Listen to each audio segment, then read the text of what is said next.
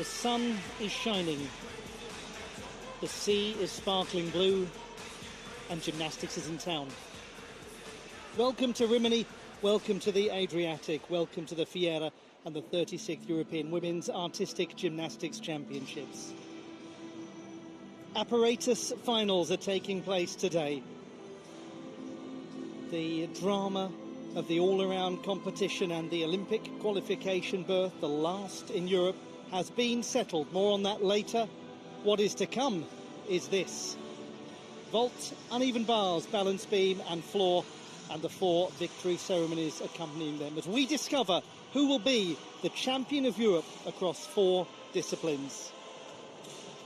Manila Esposito won the all-around competition, bringing joy to the host nation. Alice D'Amato, also of Italy, won the silver medal, and Great Britain's Alice Kinsella took bronze. Tomorrow is the team final to conclude our coverage, but for now we focus on apparatus gymnastics.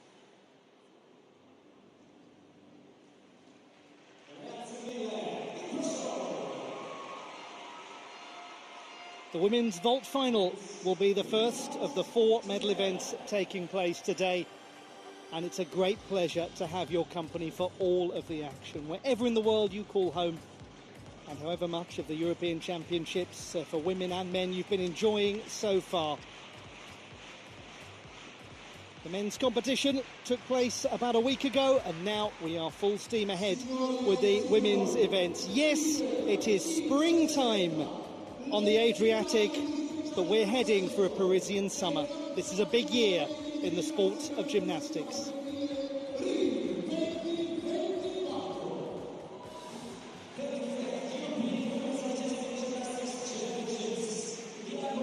Olly Hogben here, and joining me as ever is Blythe Lawrence. Blythe, it's specialist time. Yes, it is. Today is about the best of the best on each apparatus, and there are wonderful routines in store. Let's start off with vault. And here they are, the vault finalists. Ming Gerardi van Eijken of France, the second best performer in qualification. The bronze medalist at the Junior World Championships last year in Turkey. This is Shara Peter of Hungary. Hungary, the 5th most successful nation in women's vault at the European Championships. For Bulgaria, the 3rd best performer in qualification, Valentina Georgieva, the last Bulgarian to win a medal in apparatus competition was Silvia Mitova in 1992. This is Marlene Gotthard of Germany, the 15-year-old who is new to senior international competition. She's done so well to get into this final. And there is your reigning champion of Europe, Colline Debiard. The French gymnast already has been twice on top of the European podium in this event. Anna Barbosu of Romania, the 17-year-old who won all 6 gold medals at the Junior European Championships on the shores of the Mediterranean in 2020. Now she comes to the Adriatic looking for senior success. Karina Schönmeier of Germany, 18 from Bremen, the gymnast who has twice won a silver medal at the national championships on vault. She was the 6th best in qualifying. For the 3rd time in a European Championship final at senior level, Camilla Rasmussen of Denmark, looking to be the first Dane ever to win a medal at the European Championships.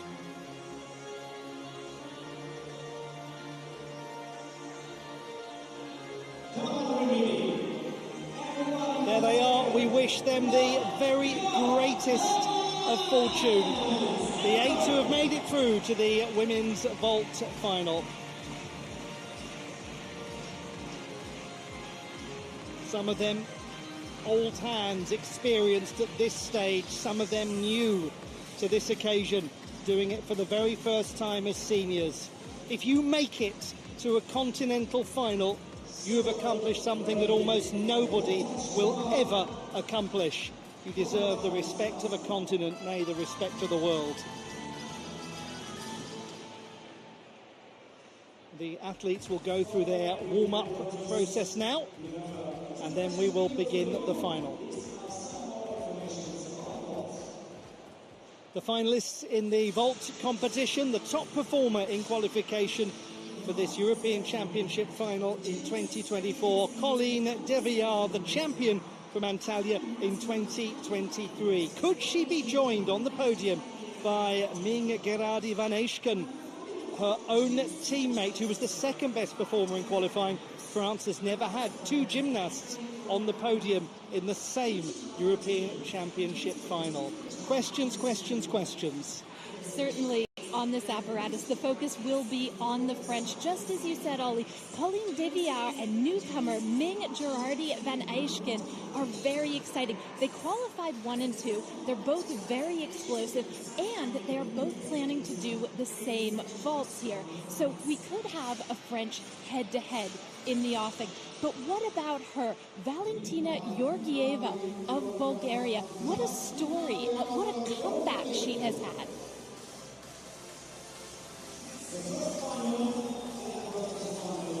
It's been quite remarkable to see Valentina Georgieva return from serious injury.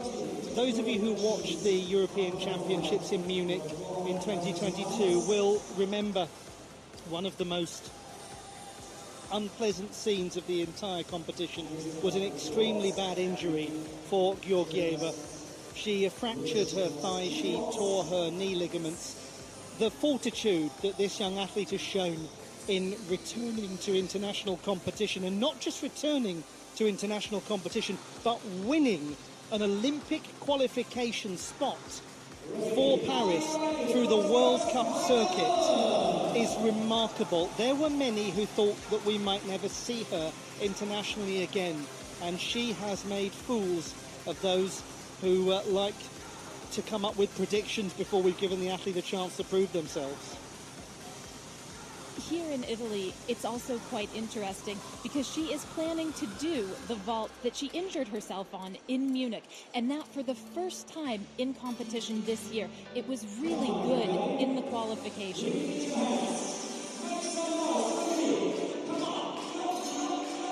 One of the interesting features of the structure of these championships is that apparatus finals often heralds the end of a competition.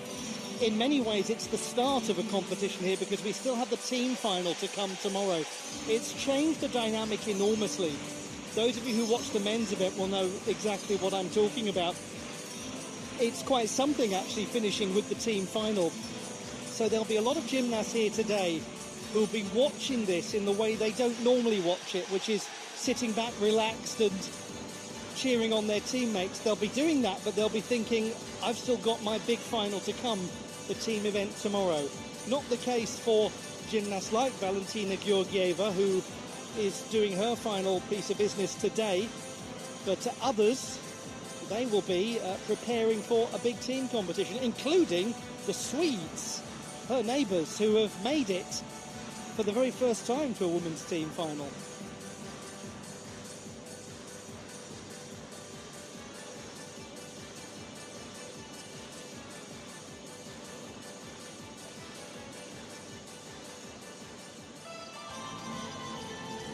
The time has come on the shores of the Adriatic in beautiful Rimini, a place of vacation, of relaxation.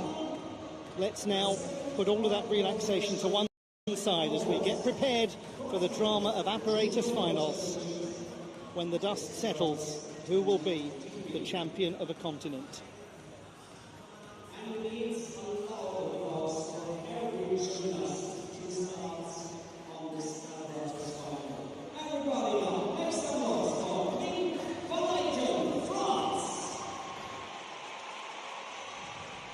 What a fantastic senior debut at the European Championships from the junior champion of the world, the bronze medalist, I should say, from 2023. This is Ming Gerardi van Eijken of France. She was the second best performer in qualification, and she has got some difficult vaulting. Yes, she does. And it is much more difficult what she is going to show us here than what she competed in 2023. This should be a handspring front layout, 1.5 twist. Well, that is quite some start to your first Senior European Championship final. Ming Gerardi van Eijken of France, the 16-year-old. Goodness. Oh, yes. She makes it look quite easy, doesn't she? It's a wonderful approach. The repulsion phase, where the gymnast's hands are on the table, very good. She actually looked like she came on a little bit on the front of the table, but it doesn't matter. She gets high up in the air. There's just a slight piking of the body right before she hits the ground, but she's really able to get the twist around and anticipate that landing. So there's just a small hop. 14.3 in qualification for the young athlete who doubtless will love being in Rimini. She aspires to be an architect. She's a great young painter and will hopefully get the chance to stroll around the old town in the city and see some of the beautiful classical and indeed Roman architecture of this part of the world. Appropriately enough for somebody who aspires to be an architect, she's building quite some senior career here early on.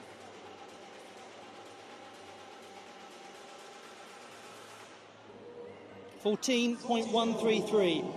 It is a little down from qualification by only 0.2. She was the second best overall qualifier with 13.833. Now, can she get some really sharp execution in this less complex second vault? If so, she's absolutely a contender. What a good start.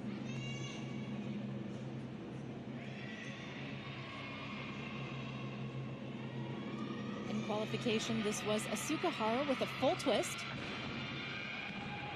That is a superb debut in a European Championship final at senior level. She was the silver medalist at the junior competition the last time it was held in 2022. But Blythe, what great work. Oh, yes. The body position on this vault is wonderful. She remains laid out all the way through. We did see a slight pike in the body on the first vault. This one is better. It is, of course, an easier vault. So we're going to see the score drop a bit. But really well done. And once again, it's so impressive how at ease she has looked throughout this competition. We will also see her later on floor exercise. And just like on vault, she has some incredible skills. Now with the face of the most relaxed human being in the entire arena is the one whose work for now is done. She'll be returning later for more finals, but that's exciting and encouraging to see. And if you are the French, you are excited and encouraged because their junior women's team has performed superbly. They won the gold medal in the team competition that took place yesterday. 13.699 is the average score, a 13.266 for the second vault, so she's down by about 0.2 from qualification. It's still a really fine beginning.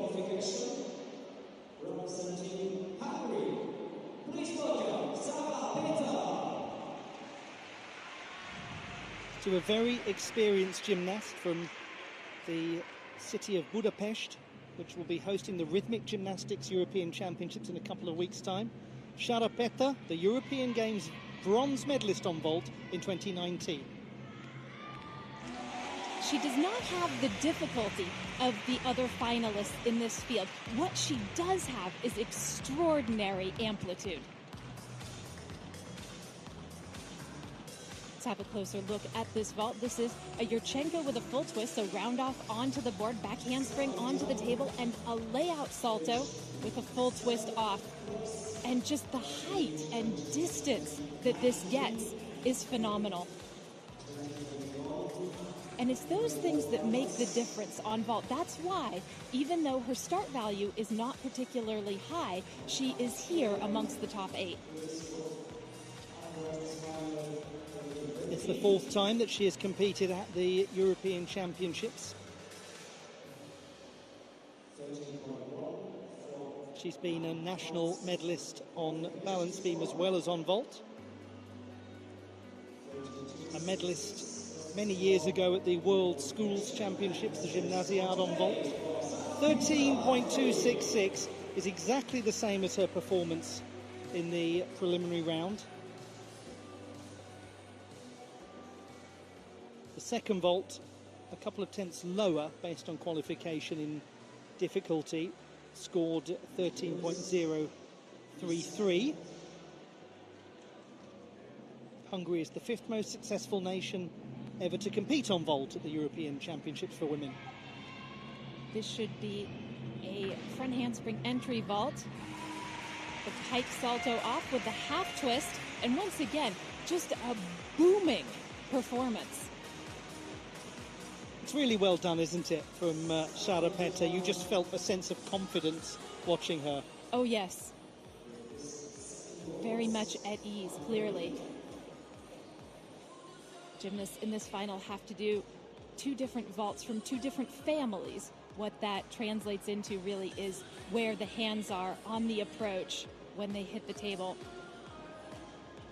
And so we saw the round-off entry in the back handspring in her first vault, and this, the simple front handspring entry.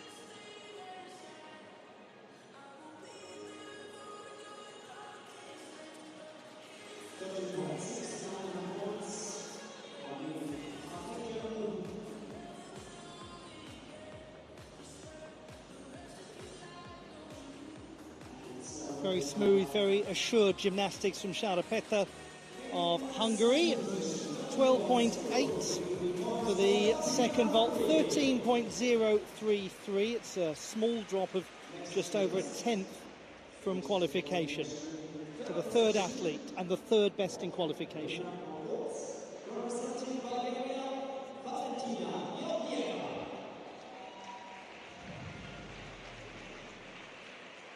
Valentina Georgieva of Bulgaria, whose comeback after injury in 2022 at the European Championships has been so bold, so impressive, and has resulted in a place at the Olympic Games.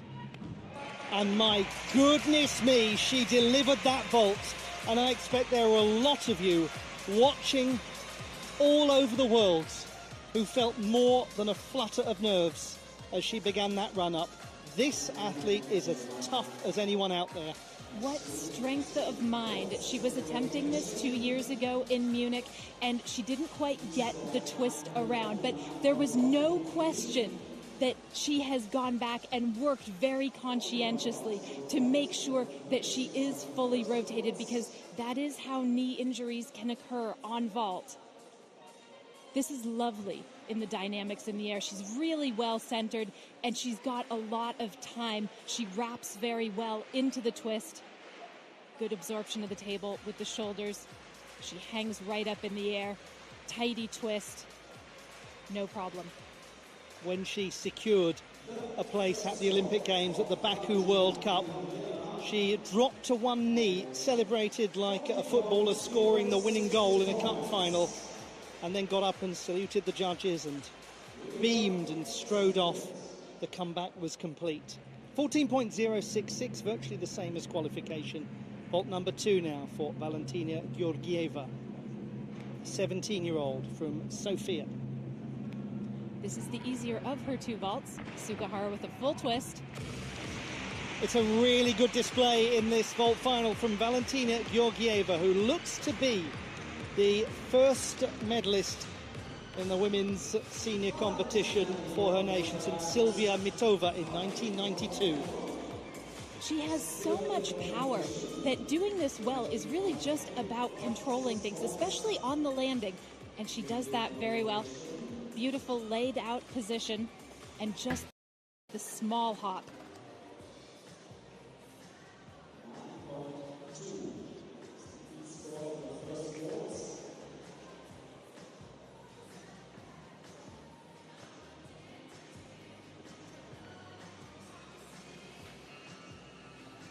Goodness, what a journey and what relief. Difficulty-wise, she gives away 4 tenths compared to Ming Gerardi van Eijken. But in terms of clarity and crispness, she leads. 13.799. The second vault, 13.533. That's 1/10 stronger than the French youngster. And we now have the last gymnast of the first half of this final. This is the youngest gymnast in the final. Marlene Gotthard from Germany, the 7th best in qualification, 13.183. She is the junior national champion on vault. Good luck to her. This will be something different. A Yurchenko with 1.5 twists. Plenty of amplitude in the way that she executed that vault. Obviously quite a sizable move forwards on the landing, but otherwise very assured.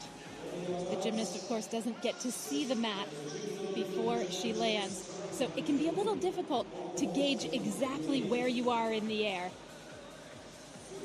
Very decent body position in the 1.5 twist, and no problem getting it around. Very slight bending of the knees really in the last phase of the twist, and then the hop, which will probably cost her in the neighborhood of 3 to 5/10 of a point.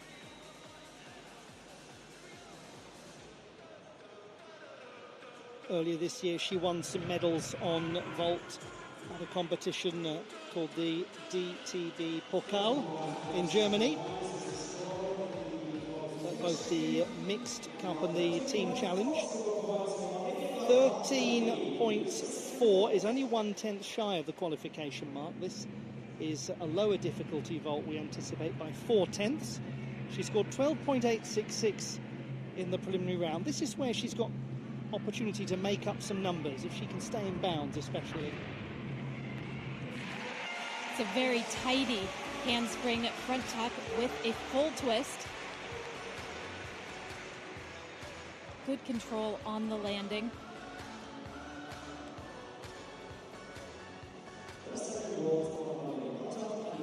It doesn't look particularly powerful in the air, but she is very clean in the execution of it. Rotates the full leg, no problem at all.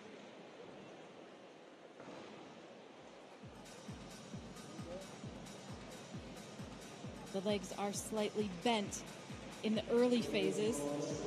Hard to see from that camera angle, but as she came onto the table, the legs did bend, and the judges are probably going to apply a deduction for that.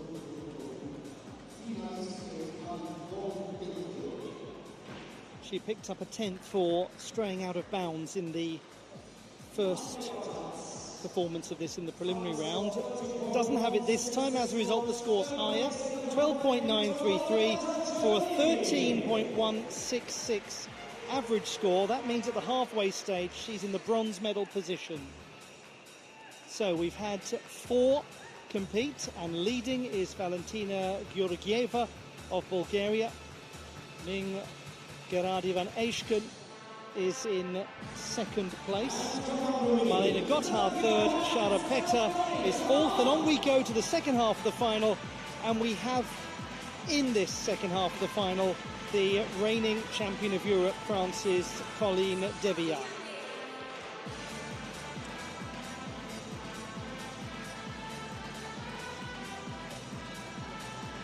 And hasn't it been a wonderful thing to see young gymnasts performing with such assurance in what is a maiden bow in a senior European Championship final? The work of Van Eijken and the work of Gotthard really encouraging. And they've added difficulty compared to what they were doing at the Junior World Championships last year. In the case of Van Eijken, certainly quite a lot of difficulty.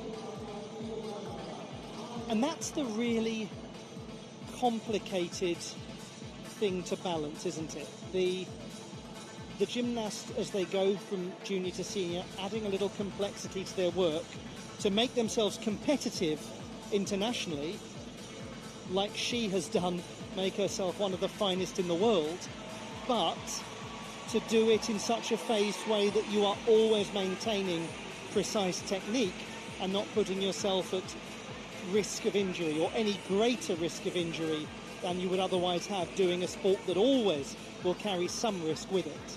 You certainly don't want to overload yourself.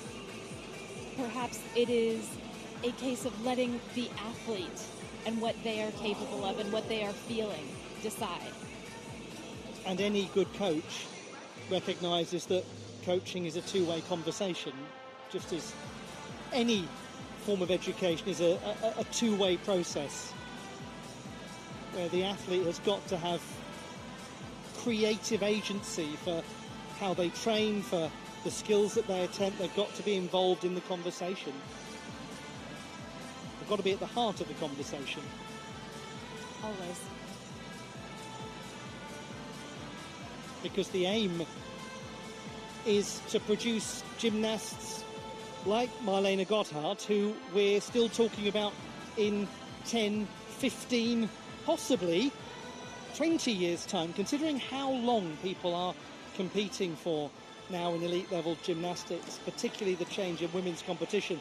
We want to be looking back in many, many, many years' time and saying, do you remember that first final of 2024?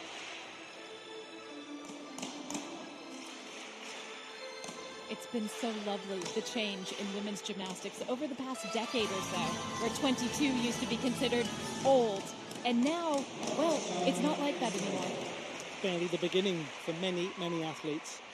As the great pommel horse specialist Harutun Medinyan of Armenia said, if you're not so good in your 30s, maybe you'll be better in your mid-30s.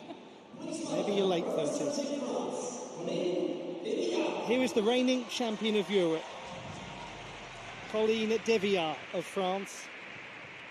Champion also in 2017 and the World Championship bronze medalist on vault in 2022 and with the team last year. She has an extraordinary collection of honours and she was unsurprisingly the top performer in qualifying. The vault is spectacular, but so is the approach. Oh dear. I mean, the landing to control that degree of power. You talk about the approach. She's worked on it enormously, hasn't she? She has. She actually, a couple of years ago, turned to a French hurdle sprinter who was a world champion named Lagi Ducouré, and he helped her rebuild her run because she thought that that was the key to doing this vault well. And she's completely revamped the run, and the vault has never looked better since. She says that even when she feels she's not in top condition, she is so powerful and the run helps her so much that she can do this vault pretty easily. And it's such a striking run-up to look at, isn't it? It's so efficient with the sprinter's arm action. And the way that she keeps her knees quite high.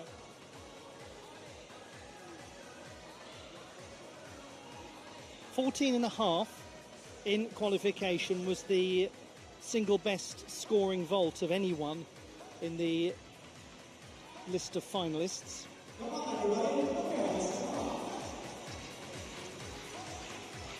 .14.366 gets very close to it.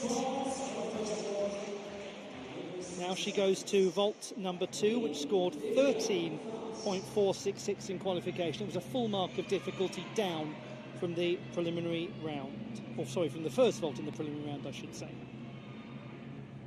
And this is a new vault for her. Should be a Sukahara with a full twist. It's an interesting change, isn't it, for Colline Deviat?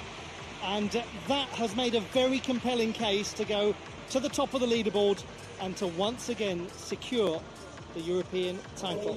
It's an interesting change and potentially a very smart one. For years she did a Yurchenko entry second vault, and she had some difficulty when she tried to add an extra twist. She did Yurchenko fulls quite a lot, occasionally a Yurchenko double full, and it was a bit iffy. This looks so much. Why is Mastic the best choice in vinyl siding? Engineered with contractors in mind, our panels are more rigid with easier for her. And potentially, with Paris on the horizon, you might think about adding an extra half, an extra full twist, maybe. In any case, this is a very good base second vault.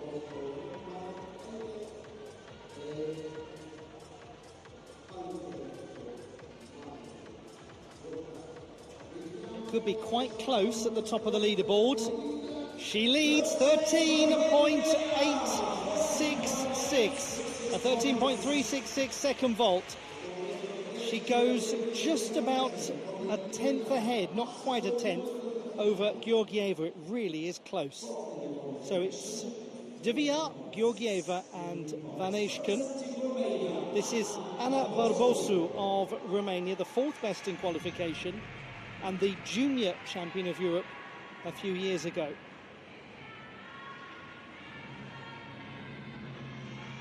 This should be the double twist in Yurchenko. It certainly is, from Ana Barbosu, from the historical region of Moldavia, Focșani in the east central part of the country. It's her third time at the European Championships as a senior. Yes, and she had a wonderful junior career before that. This vault lacks a bit of amplitude. It's well done, but you see that she doesn't quite have the height nor the push off of the table that we saw from someone like Colleen Deviat. She's very efficient, though, and she manages it. But there will be a few deductions here and there. Certainly in the repulsion phase, you're supposed to show elevation above the table. And also note the bent legs and the slightly flexed feet in the twist. It could be a bit cleaner. Also, she twists very quickly off of the table. There's clearly a deduction for that if the gymnast's hands are on the table and she initiates the twist. It will be interesting to look at the execution score. 8.7, a 13.7 overall. And that is actually the single lowest execution score that we've seen so far for any vault in the final. It's also, though, one of the more difficult vaults that we've seen in the final, so it still is a compelling score. Her second vault was a 13.6 in qualification. And this is where she can potentially pick up some ground on her competitors. It is a harder second vault than most of what we have seen today. Actually, than all of what we have seen thus far. 4.8 the difficulty tariff.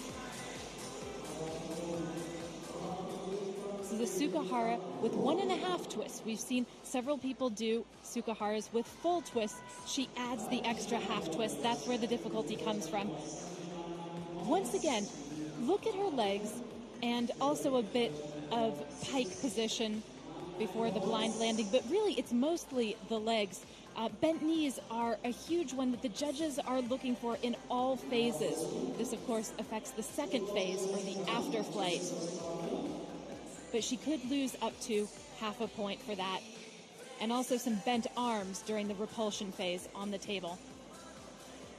As you say, she's certainly got the potential to get up towards the medal positions due to the difficulty of that second vault. For those of you who are new to the process of vault scoring, essentially just think about an extra 4/10 for every half twist that is put in. So as a result, she's fourth, 13.666, the aggregate score, 13.633 for the second. She's very close, actually, to Vaneshkin, but no change to the top three. This is Karina Schönmeier, the 18-year-old, two-time consecutive runner-up at the national championships on vault. She's from Bremen, and this is her senior European Championship debut. She has competed at the World Championships. Complicated vault. Very nicely done. The Podkopayeva vault. Round off half onto the table, and then a front layout with a half twist.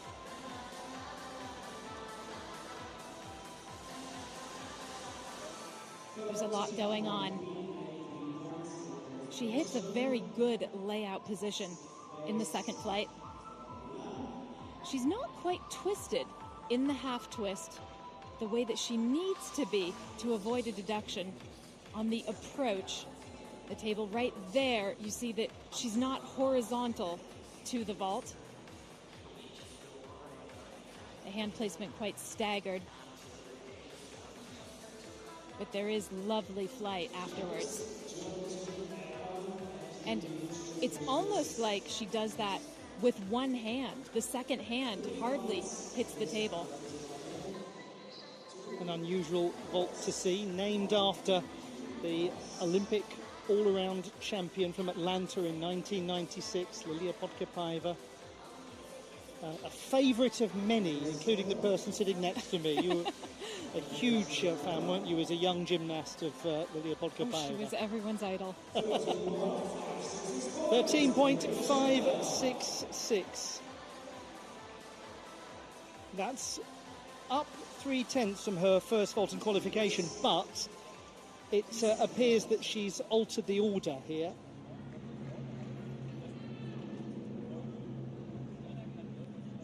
Because the first vault in qualification was given a 4.2 difficulty.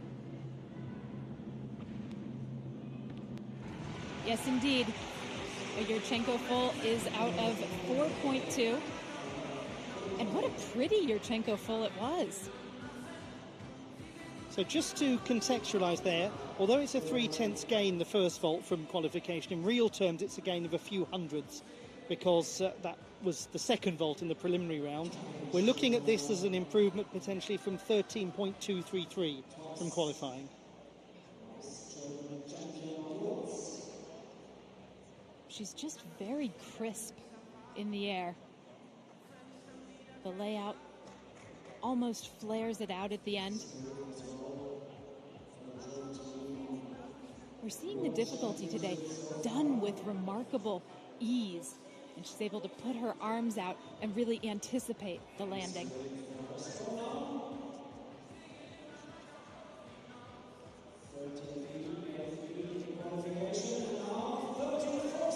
.366 for a 13.466, which is better than qualification by almost a tenth.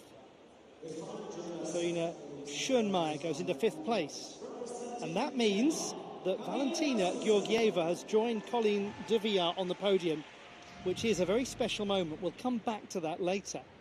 This is now Camilla Rasmussen of Denmark, the 5th best in qualifying, the Nordic vault champion. Double twisting Yurchenko. She's done this very well for several years now. It's a degree of difficulty that we don't often see from Danish gymnasts.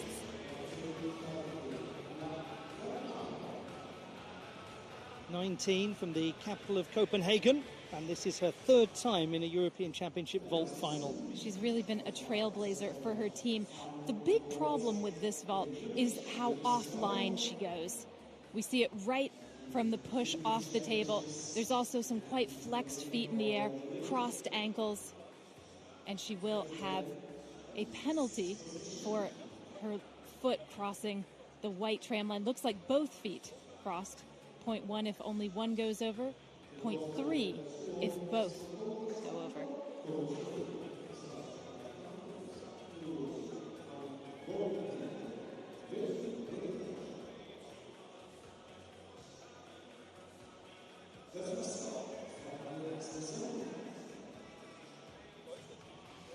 We just saw there the gymnast who's currently holding bronze. That is Ming Gerardi van Eschken.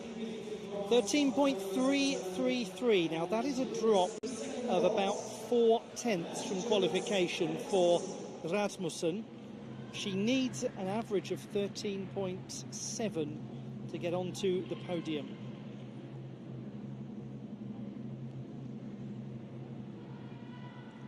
And this should be a Sukahara with a full twist. 4.4 the difficulty. And that brings to a close the women's vault final at Rimini 2024, the European Championships of Artistic Gymnastics. And once again, Camilla Rasmussen of Denmark has made it to the European final stage. Like her first, it's strong, but today it lacked quite a bit of amplitude. Really getting height above the table. We don't see that here. And there are some deductions built in with her legs and with her flexed feet. She's been such an important figure in Denmark in trying to make the sport bigger, in trying to attract more people into artistic gymnastics, in being high profile on big televised finals. And she has said that herself. The sport in Denmark is small, but it's becoming more professional, it's developing, and she's been such a big part of that. Sixth place, that matches her best finish. 13.199 is the average score. And guess who's won it again? Reigning, defending, retaining, it's Colleen Deviard. The French gymnast is your European champion once more. But alongside her is another French gymnast for the first time ever at the European Championships. Two on the podium from that nation, Ming Gerardi van Eschken, the senior debutant at the European Championships. But do not forget for a moment Valentina Georgieva. From adversity to triumph, she has returned to where it all nearly ended to prove that it can all begin again. And nobody knows more acutely about recovery from injury than the champion. Nobody will understand more strongly as she stands next to Valentina Georgieva what that young woman has been through, because Deviard has experienced it also. Yes, she has. It's been a very long road for both of those athletes, but, well, they're on a good way, and they've showed their best today. And it is a path that leads directly to Paris 2024. The classified results in the women's vault final at the European Championships in Rimini. Ming Gerardi van Eschken of France is the bronze medalist. Bulgaria's Valentina Georgieva becomes the first gymnast from her nation at the Women's Artistic Gymnastics European Championships to get onto the podium since Sylvia Mitova 32 years ago. And Colleen Deviard of France is your champion once again. It's the third time that she's been on top of Europe when it comes to vault.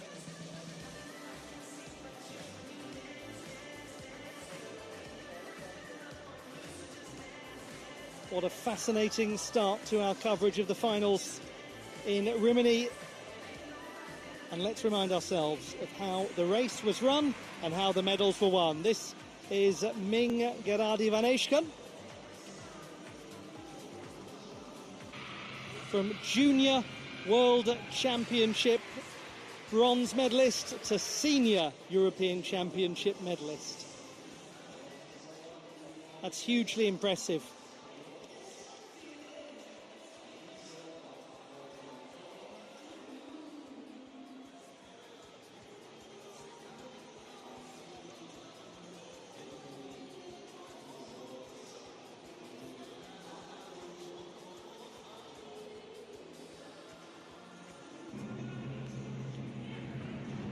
Valentina Georgieva has returned. A triumphant comeback. And to put behind her the demons of 2022 with that opening vault showed maturity and mental and physical toughness, not just beyond her years, but beyond most people's years.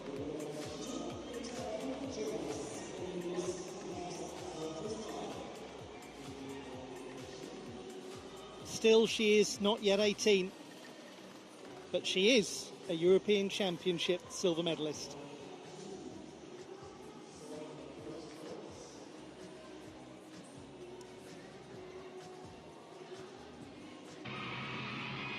The champion of a continent for the second consecutive time, Colleen Deviard of France.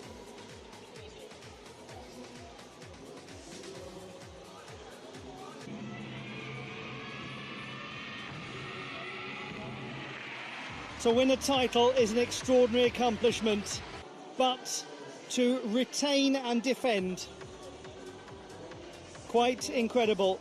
She becomes the first since Julia Steingruber, the great Swiss gymnast, did it in 2014.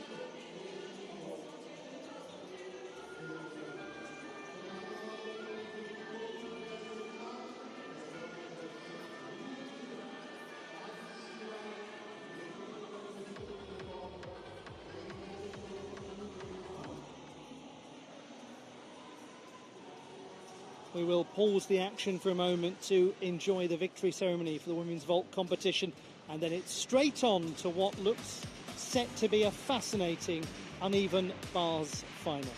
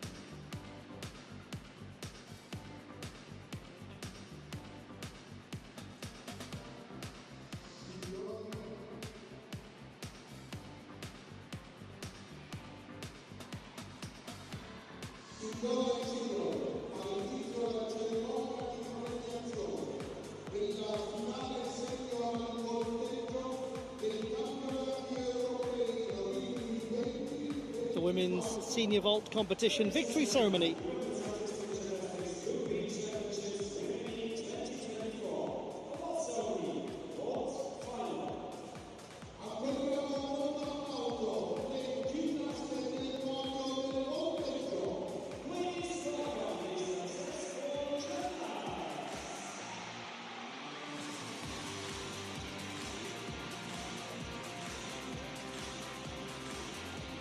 The French team watching on, capturing the moment for social media and for posterity. And they're right too, because it's the first time that France has had two gymnasts on a European Championship vault podium.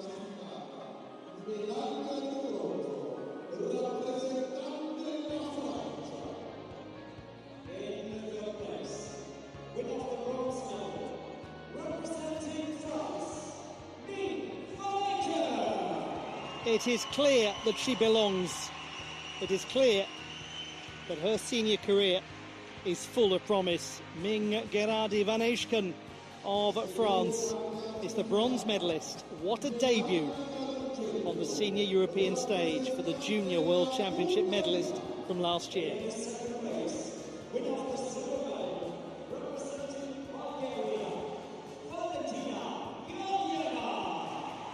Her message is simple. Her example is clear. Never count people out. Never count people out. This is one of the great comebacks in recent years in gymnastics. Valentina Georgieva returns to where a career was put on hold to kick-start it once again. She is the silver medalist.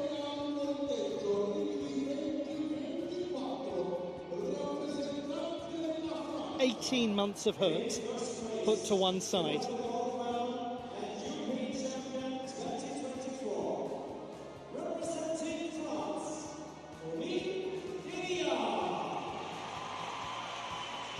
The title is hers, as it so often is. Champion in 2017, champion last year, champion again. Along the way, 2 World Championship medals as well. Many World Cup honours. National titles galore. She's one of the top in the game. She's one of the finest vaulters. And the Olympics is in her back garden. Colleen de Villar is the champion of Europe.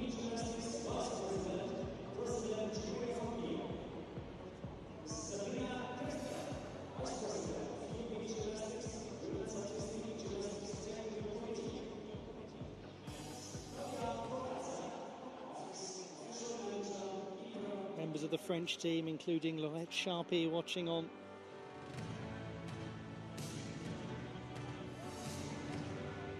From Sharpie to Sharp again.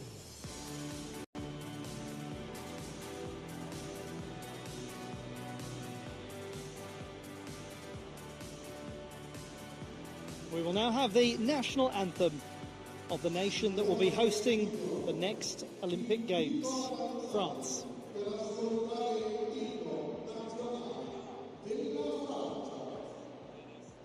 Ladies and gentlemen,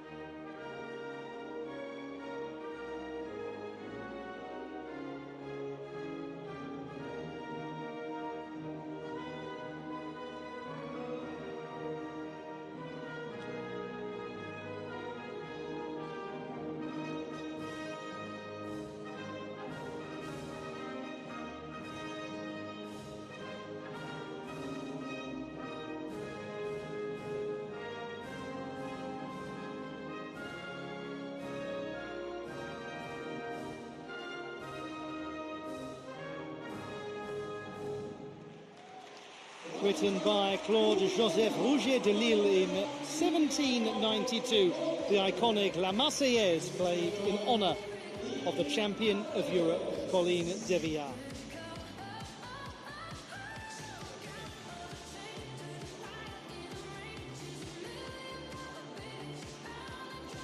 And there they are, the medalists in the women's vault competition at Rimini 2024, the Championships of Europe.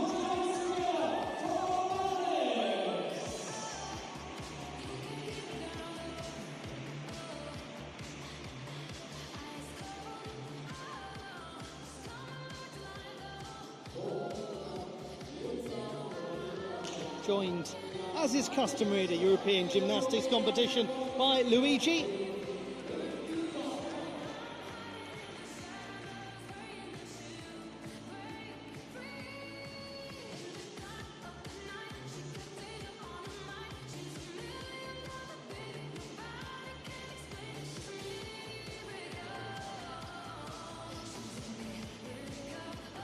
Overjoyed there, the Bulgarians watching on. What a moment for them, the first time in 3 decades.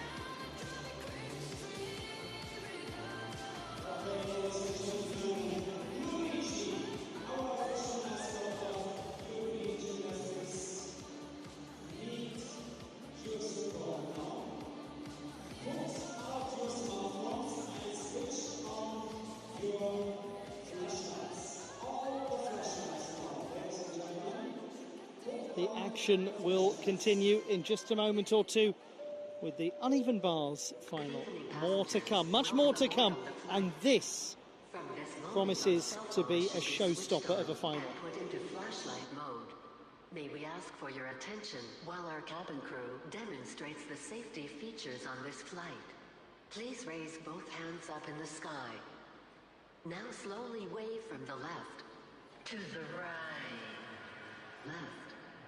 Right, left, right, left, right, left, right, left, right, left, right, left, right, left, right, left, right, left, right, left, right, left, right, left, right, left, right, left, right, left, right.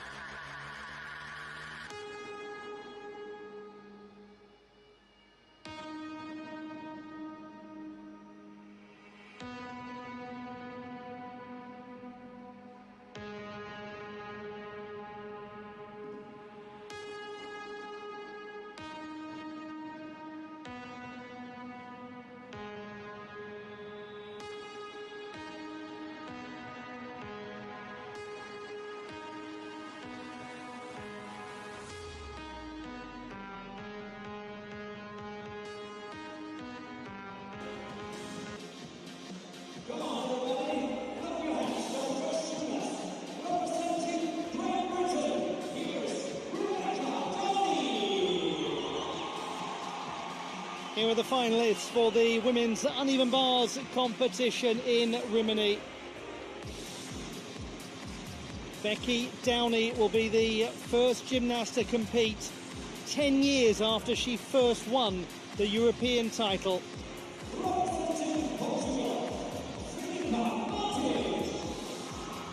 And there is Becky Downey, 10 years on from the first time she stood in central spot on the podium. The next medal will be her 10th at the European Championships. After her will be Filipa Martins of Portugal, 4 years younger than Downey at 28, the 8th best in qualification. Elisa Iorio, the 3rd best performer in the preliminary round. At her debut senior European Championship, she was part of the Italian team that performed so well in the preliminary round, and that we'll be hoping for team gold tomorrow. There is Helen Keverich, the junior all-around European champion from 2022, the first German ever to do it, and the silver medalist on the uneven bars at the Junior World Championships last year. Natalie Westlund of Sweden, the 6th best in qualification, the reigning Nordic champion on the uneven bars. The Swedish team has made the final for the first time ever in in the women's team competition. Zoya Sekai of Hungary, the silver medalist from 2020. She was the 9th best performer in the preliminary round. Italy's Alice D'Amato, the reigning champion of Europe and a gymnast who was on the podium last time and the time before that. She's going for 3 in a row. And here is your reigning 2-time Commonwealth Games champion for Team England, representing Great Britain, Georgia May Fenton. Fenton, a champion with the British team at the European stage in Antalya last year.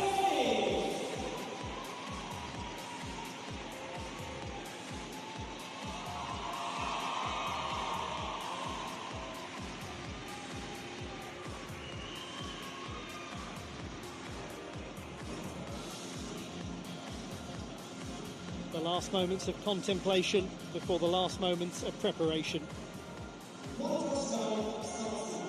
And there's much to prepare for. There's going to be tricks galore in this final. And we never quite know what we'll get from one particular gymnast. You just can never be sure. You get the feeling that Becky Downey has about 43 different routines and can, on a whim, choose exactly the one that she needs to produce in a final. She'll be the one setting the standard for everybody else, including for the reigning champion of Europe, who will be going right towards the end of the final.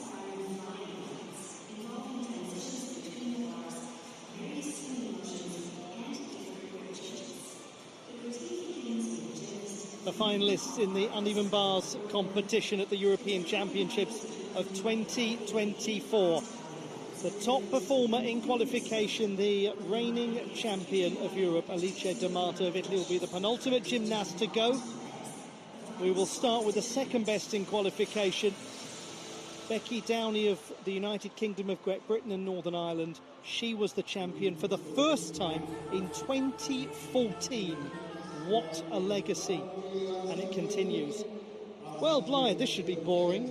Oh. It's going to be brilliant, isn't it, this final? It's going to be amazing. And the reason is because there are so many different scenarios of gymnasts who could wind up on the podium.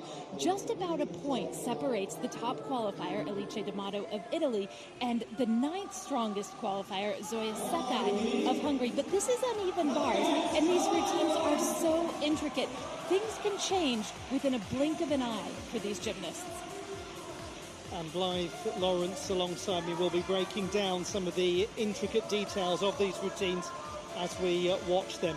Watching on from the crowd, watching her sister, Asia D'Amato, who picked up an injury in the qualification phase. And we should say at this time that no official communication has been given by the athlete herself, that's the most important thing, nor by the Italian Gymnastics Federation as to the nature of the injury. It would be improper to speculate or comment further.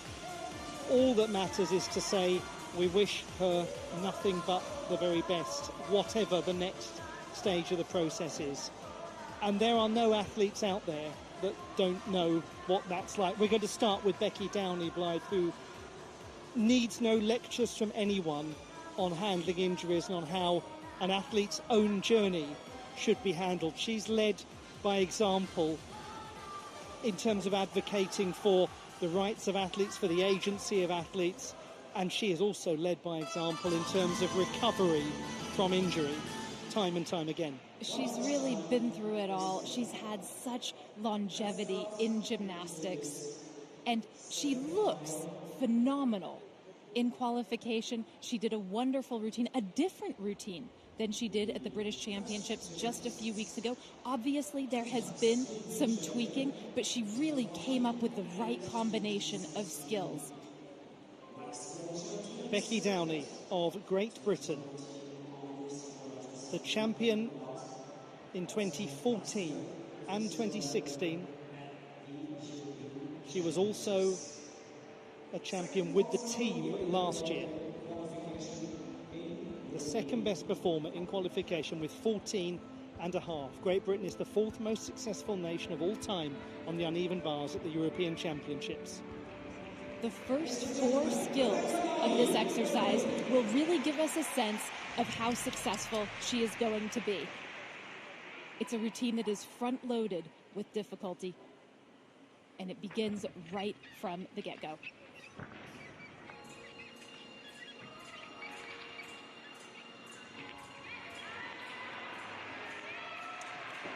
Well, that was about as calm as you like. Her opening sequence. Oh. Well, it is extraordinary, the complexity of those skills early on.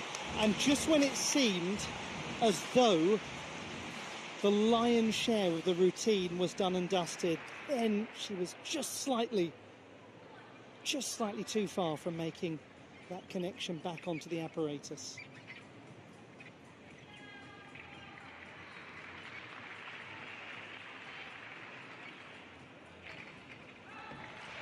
Becky Downey with all of the components of a world-leading routine. There's no doubt about it. It's there to be one of the challenging routines of the year for major honours. It wasn't quite there on this occasion. Nearly. So close. She is really taking everything to the maximum in this exercise.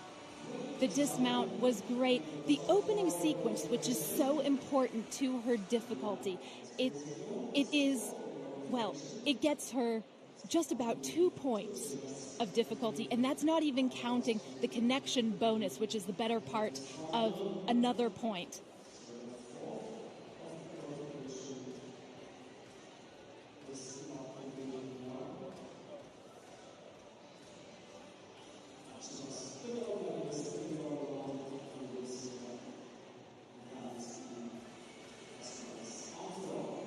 She and her sister were recently honoured, and to use now her full title, she is Becky Downey, MBE.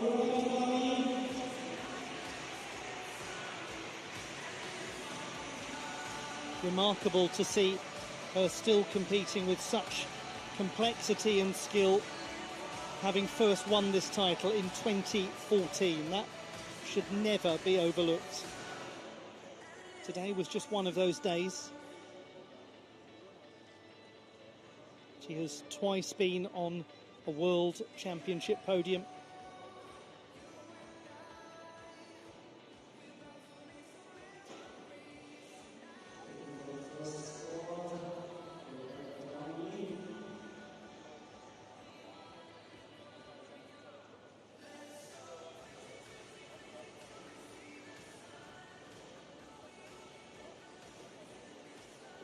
Another Olympian weights. Another gymnast with enormous experience. 13.633, a difficulty of 6.6. That's up 2 tenths from qualification. That was on course to be a higher score than the preliminary round. I believe the skill she fell on was not in the routine that she did in the preliminary, so she was trying to add difficulty. Filipe Martins of Portugal, the 8th best performer in qualification. 28, she has competed at 2 Olympic Games, and she qualified at the World Championships last year for her 3rd via the all-around competition.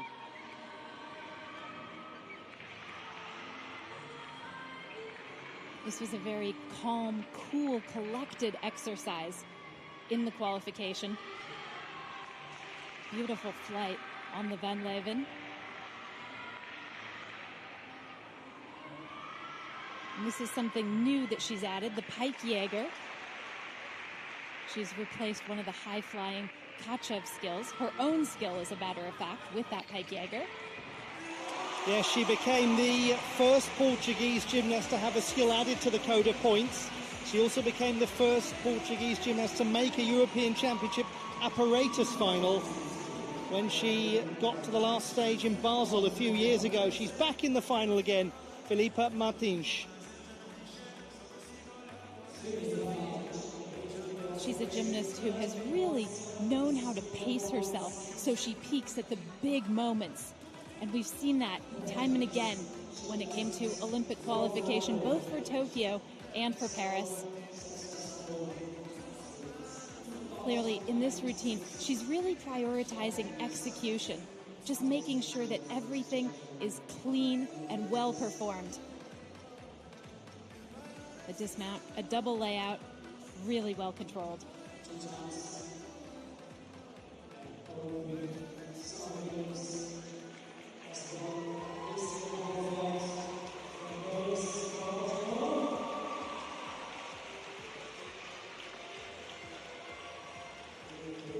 .13.7 in the qualification phase.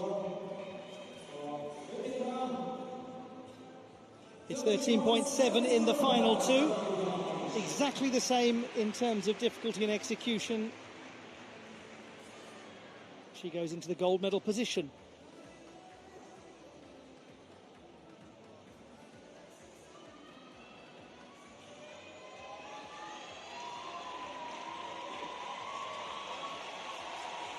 Elisa Iorio of Italy, the third best in qualification. A senior European Championship debutant, but absolutely no rookie to international competition. She's been a World Championship medalist, and that was several years ago. Three skills matter a lot off the top of this routine: the downy, the pack salto, and the beautiful connection to the Maloney. And it doesn't stop there. Now, this is wonderfully smooth.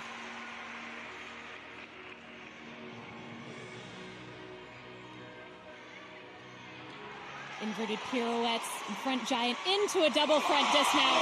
Oh, what a performance from Elisa Iorio of Italy. Such coolness in front of the home crowd. She's from Modena in the north of the country, about 2.5, 3 hours northwest by car from Rimini.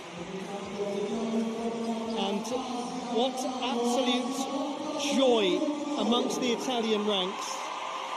You've got Martina Maggio, you've got Giorgia Villa, you've got Asia D'Amato watching on in the crowd. This is the kind of performance that you search for in training. Lovely amplitude. And such control with the blind landing too.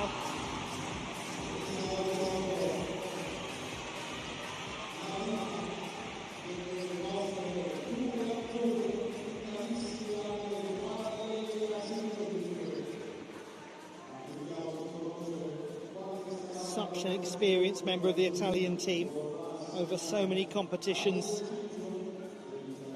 But the last time she was at the European Championships in any form was in Glasgow in 2018, where that golden generation won the team title. That's what they were branded after that extraordinary performance. They haven't done too badly. This great crop of gymnasts, it's a very rich time for fans of Italian gymnastics. That goes comfortably into the gold medal position, 14.366, and that will be very difficult to beat, very difficult. In this final, in the qualification, only Alice D'Amato and Becky Downey had higher difficulty.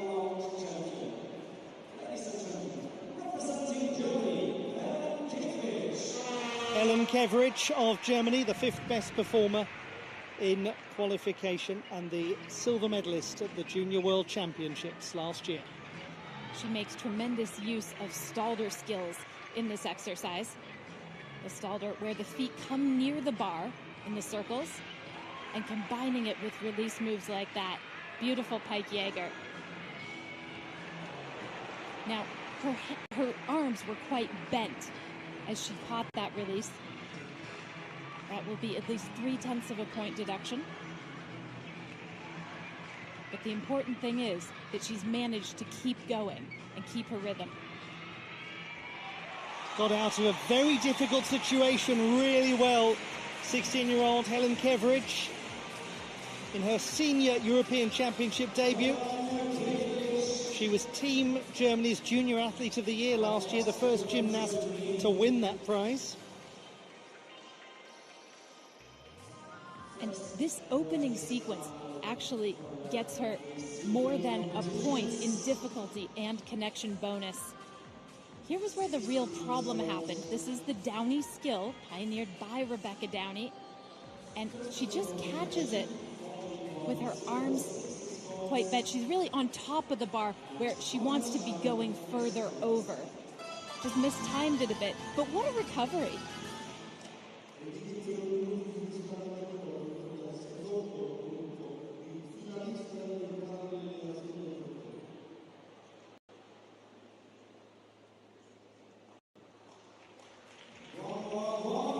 Watching on there from the crowd, we have the first reserve gymnast for the final. You may have just caught a glimpse of her, Finland's Maisa Kuusikko.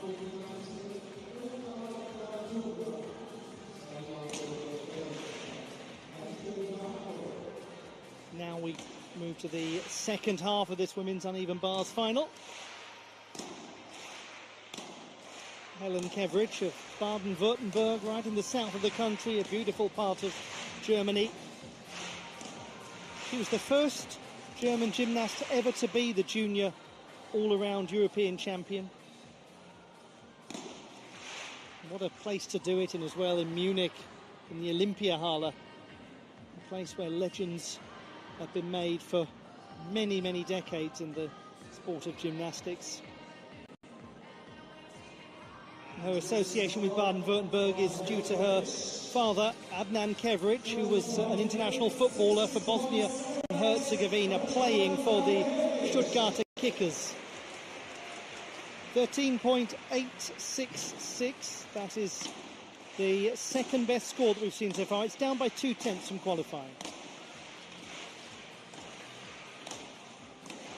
I should say that sitting right next to us and analysing it all for German television is Ellie Seitz.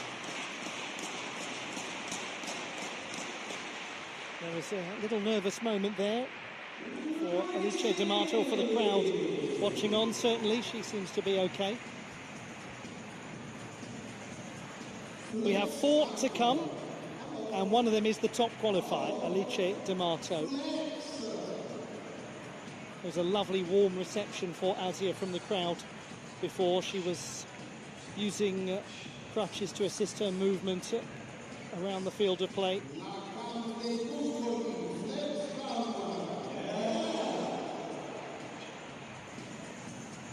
And as I say from earlier, we will await news from the athlete herself or from the international federation as to the nature of the injury.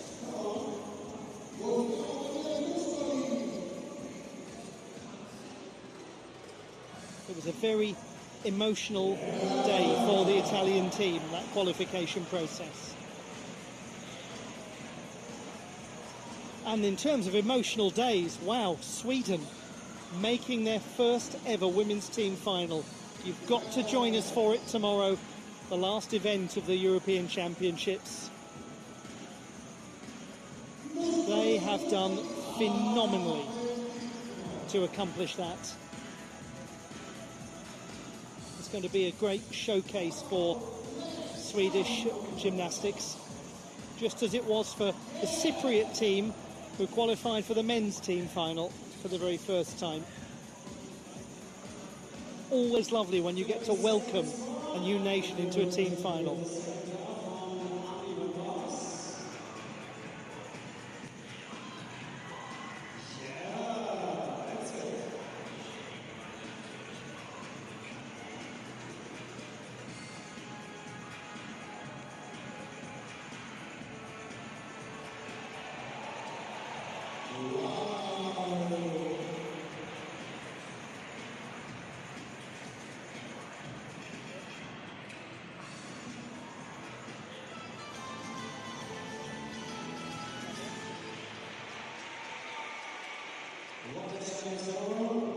Natalie Westlund of Sweden, the 6th best performer in qualification. She has been the Nordic champion on the uneven bars, won the title in Iceland in 2022. As a team, the Swedish strength is their execution, and particularly on this apparatus, she has a really silky swing. One place she could have improved slightly from the qualification is catching the release skills with straight arms. Both have been well done so far.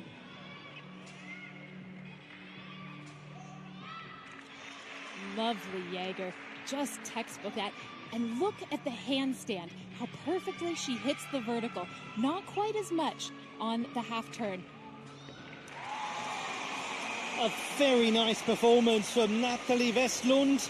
The last Swedish gymnast to make it onto the podium was Jonna Adlateg, who won a silver medal at this event in Glasgow in 2018.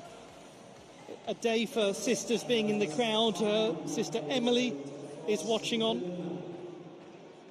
It's such a pretty routine to watch this.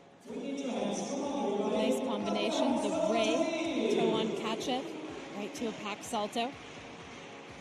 And there's the Van Leven. She really had to extend to grasp the high bar, but she made it. The dismount, beautiful. Double layout, great landing as well. When it comes to handstands on the uneven bars, the question is whether all body parts are aligned in vertical, and the elements have to finish within 10 degrees of the vertical handstand to receive credit and not be deducted. So she was a little bit off at the end of the routine, but it's not going to be a major problem. It's not going to be a major deduction if it's deducted at all.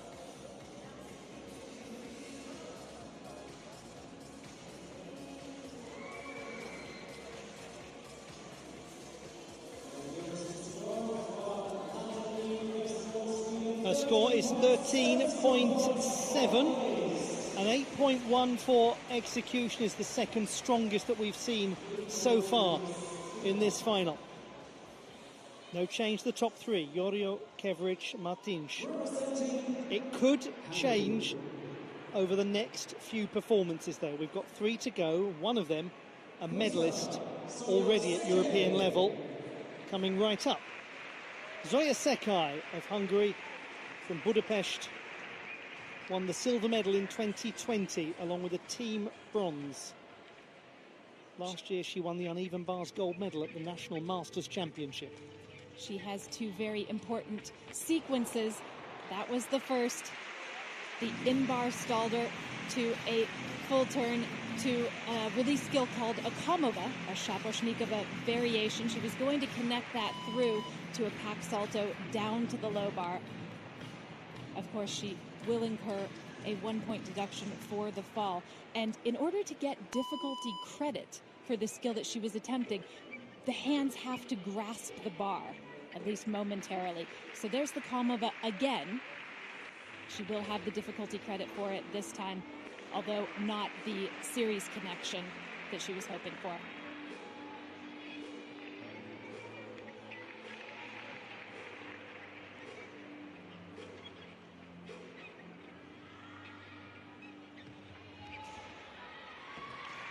She's such a graceful gymnast on the apparatus. She's so elegant to watch. And you can do nothing but sympathise with her after that really tough start to the performance. As an athlete, of course, when you fall on an opening sequence, it can really take the wind out of your sails.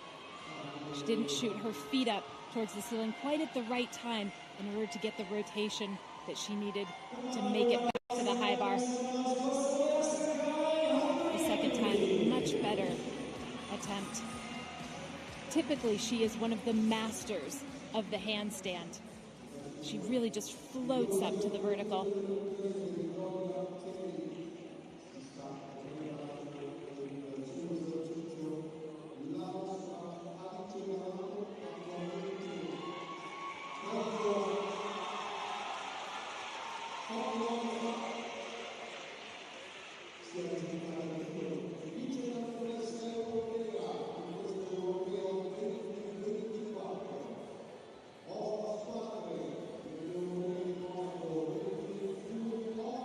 to a gymnast who competed at the Olympiad in Tokyo, where she was one of 28 sets of siblings across the entire Olympic Games.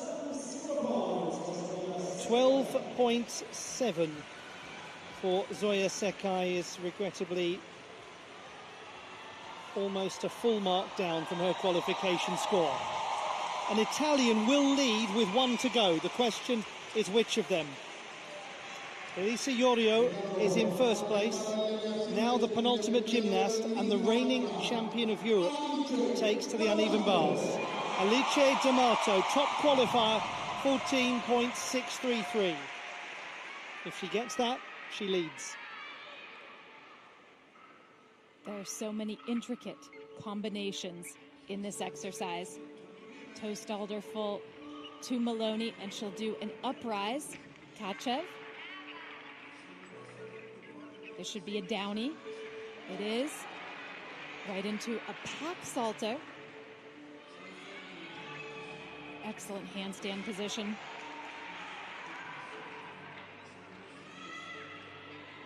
And now she's scooted over to the side of the bar because here comes the inverted giant.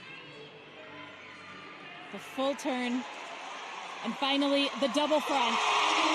It's breathtaking, isn't it? Just breathtaking. And it's virtually impossible to hear a thing in this place after that display from Alice D'Amato. In Italy, there is art everywhere you look. And this exercise, well, it's part of it. Yes, absolutely masterful. It belongs in one of the great galleries in Rimini, this one. The downy Stalder and Kachev to a really effortless looking pack salto. No problem. The Kachev done from an uprise, not from a tip or a handstand. Lovely Van Leven as well. And this is one of the highlights right at the end. The double front dismount. And look at how she's swinging with her hands. This grip is so complicated, and to do things out of it, like a dismount, well. A quiet celebration from an overjoyed sibling amidst the thunderous roar of the Rimini faithful.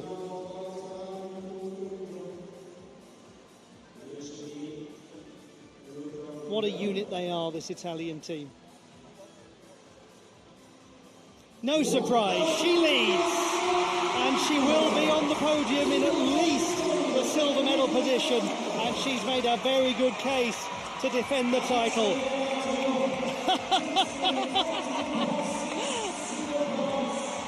Oh, it is the most joyous and jubilant of reactions from an athlete who must be thinking and feeling goodness knows what at the moment. What character that was.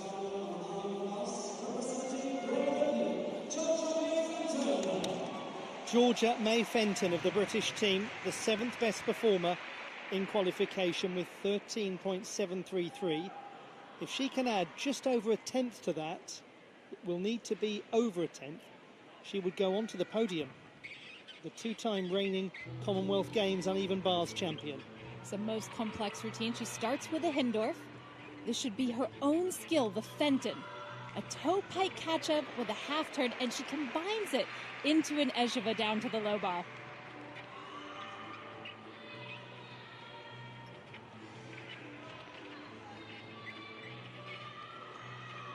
There's the Van Leven. The ubiquitous transition. And she combines her dismount with a full turn, full twisting double tack. That really is a fine conclusion to this uneven bars competition from Georgia May Fenton. It's going to keep everyone guessing to the very last. As things stand, the podium is D'Amato, Yorio and Kevrich. 1, 2 and 3, 14.6, 14.366, 13.866. Wonderful. This is her own skill that she pioneered. And on uneven bars, when it comes to Kachevs with half turns, the turn has to be initiated before the gymnast grasps the bar for the skill to get credit.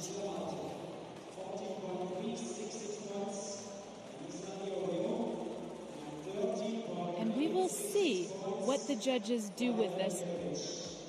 A couple of slightly iffy moments, like on the dismount. She appears to stick, but then she quite quickly takes a step forward and salutes the judge. She really does dress it up.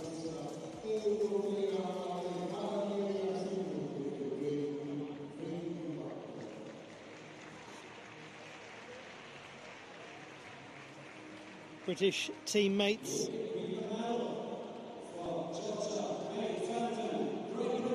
A sense of camaraderie among all as we now wait for this last score to come in.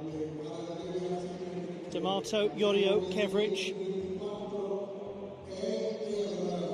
What will it be for Georgia May Fenton?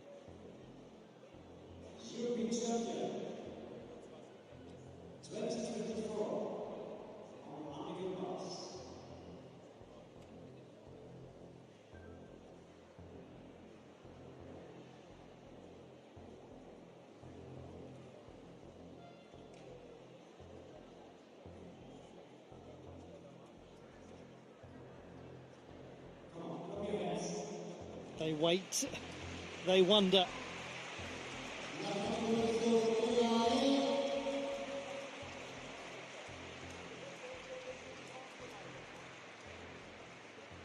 She's got a bronze medal.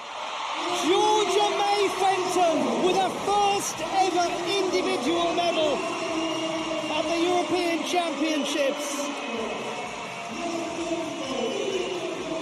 The champion once more is Olly D'Amato of Italy, with her teammate Elisa Yorio, who's just won her first senior European Championship honours, taking the silver medal. It's D'Amato, Yorio and Fenton, 1, 2 and 3 on the podium.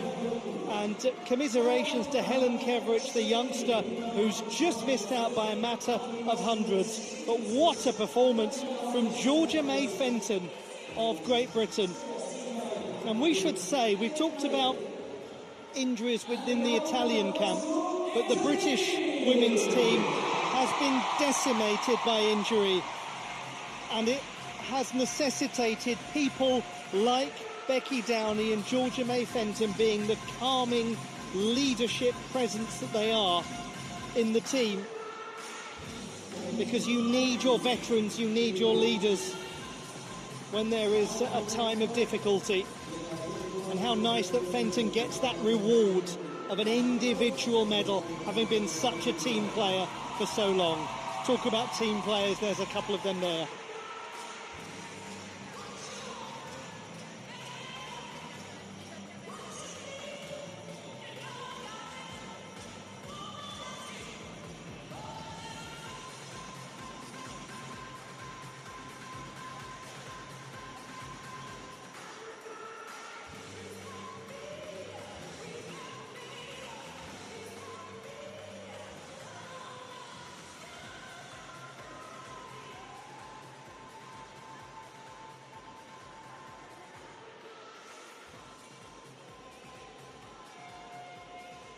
The classified results in the uneven bars final.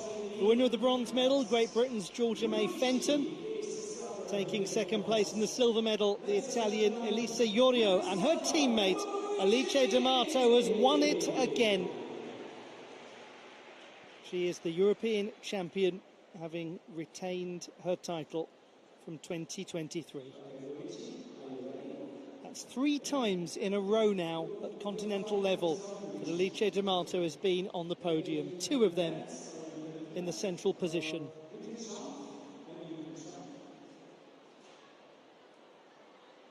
And we will bring you the victory ceremony in just a moment. So let's go back and look at how the medals were decided. And this was the last performance of the entire competition. What resolve it takes to get onto the podium with the last display. Georgia May Fenton improving by almost 2/10 upon her performance from the preliminary round.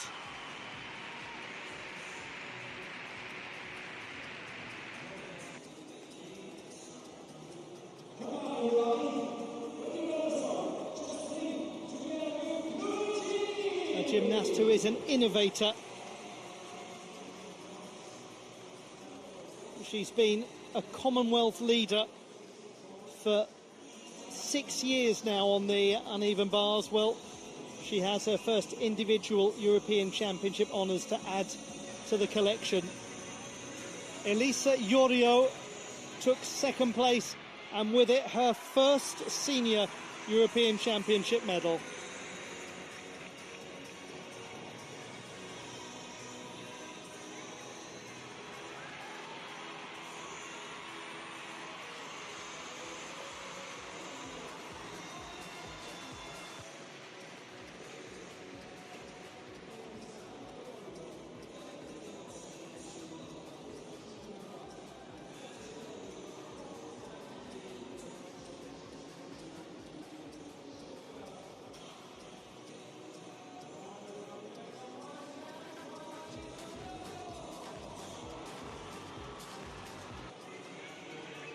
The champion of Europe again,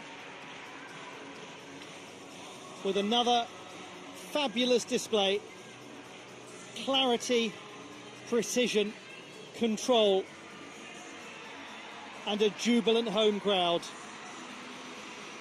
Alice D'Amato, as ever.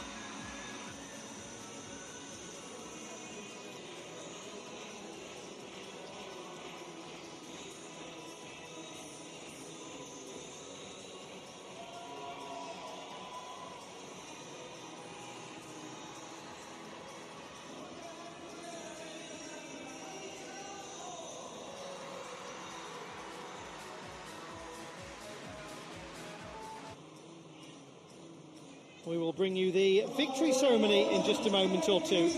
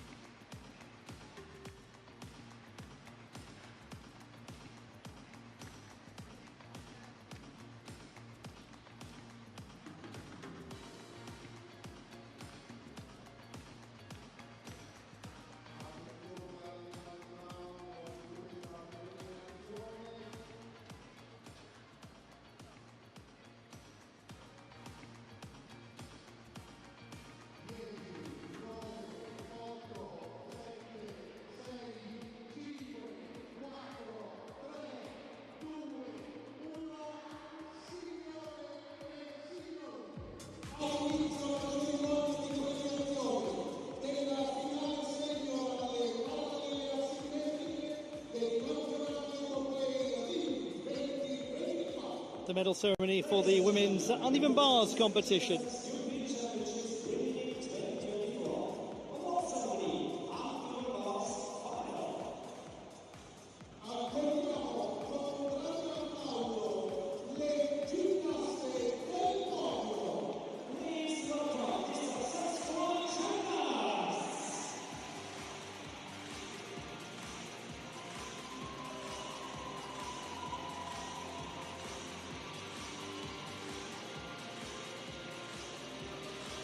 The victory ceremony in the women's uneven bars competition, and a fabulous result for the host nation.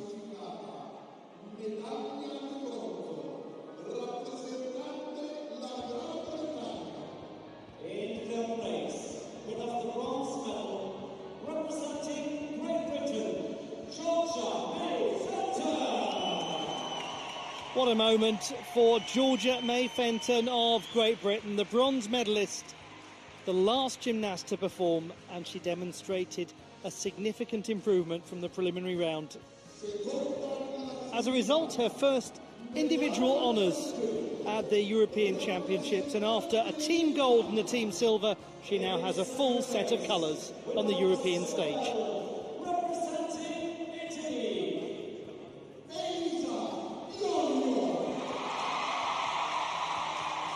The crowd in Rimini roars for Elisa Iorio, who's waited a long time to make her senior European Championship debut. And she's made it count with a silver medal winning performance.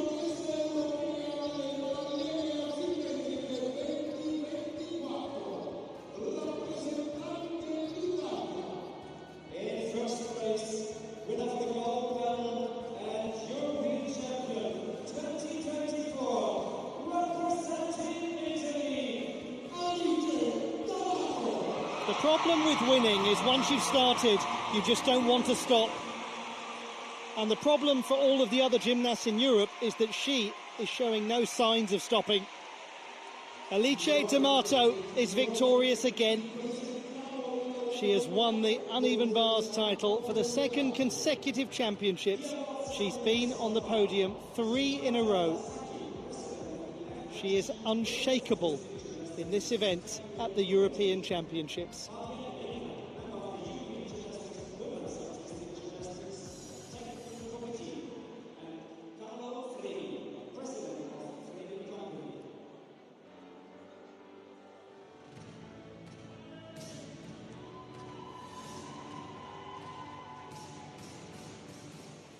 And we will now have the national anthem of the host nation, Italy.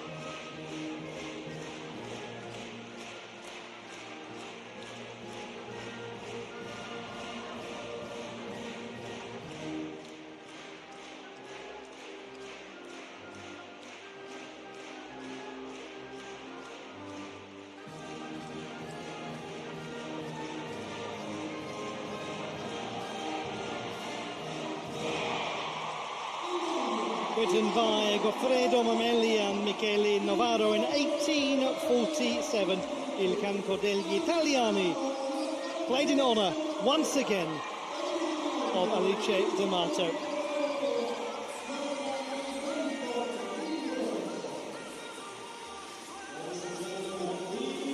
The medalists in the women's uneven bars competition.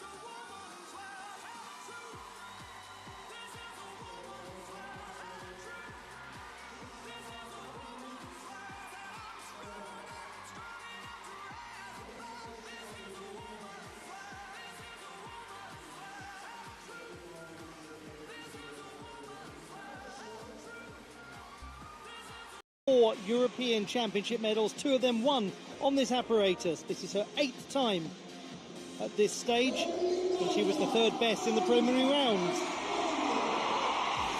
The top performer in qualification with 14.2, Manila Esposito of Italy, the all-around champion from a couple of days ago. What a competition she's having. What a competition she's having. Alice D'Amato, who was the all-around silver medalist. She's also won the uneven bars title, and she was the 4th best in qualification. Ana Perez of Spain, the 8th best performer in qualification, 26, and one of the most experienced gymnasts out there. She's qualified for the next Olympic Games, her 3rd. Sabrina Maneka-Voinea of Romania, the 2nd best performer in qualification with a score of 14.1. Romania are Europe's all-time best nation on the beam. Polina Diachenko of Ukraine, 15, very new senior. And she's done brilliantly to qualify for this final.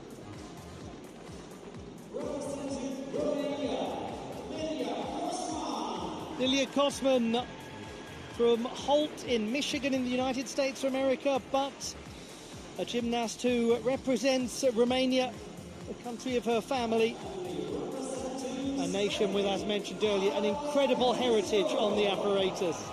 Alba Patisco of Spain will be the last to go in the final. Somebody who time and time again has delivered on the beam for her nation.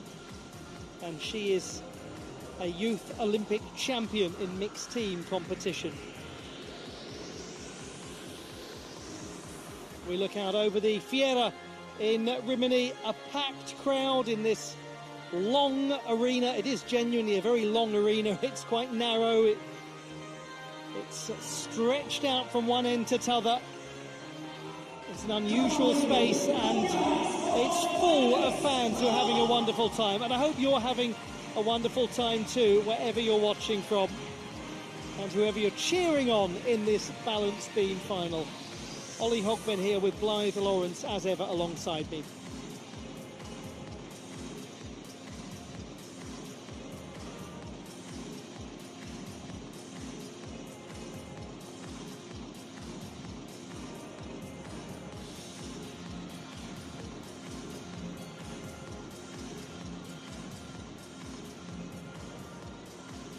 Will it be more success for the host nation? The chances are good.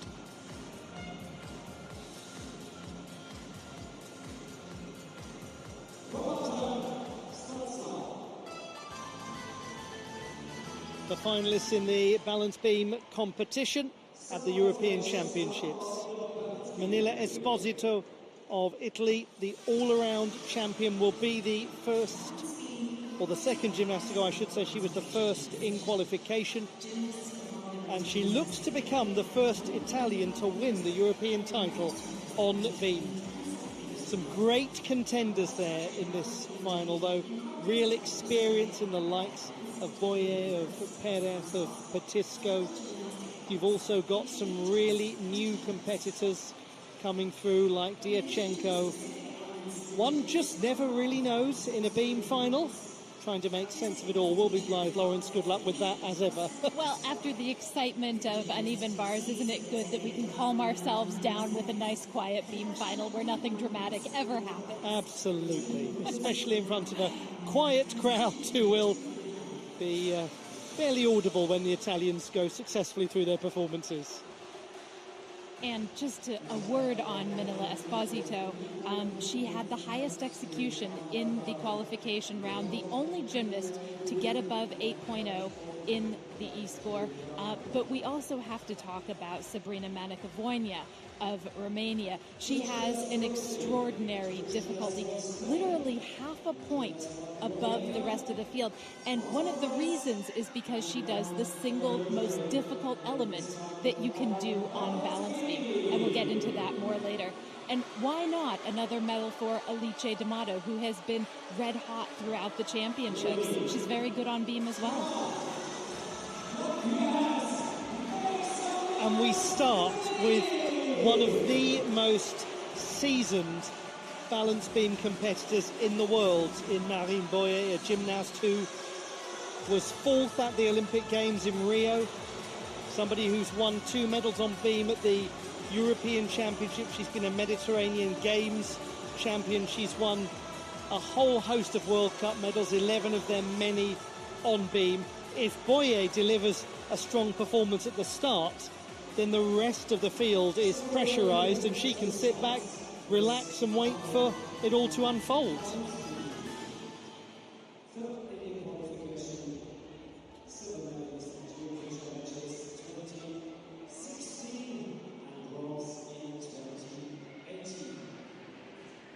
Marine Boyer of France, the third best in qualification with 13.8, twice a medalist in this event at the European Championships.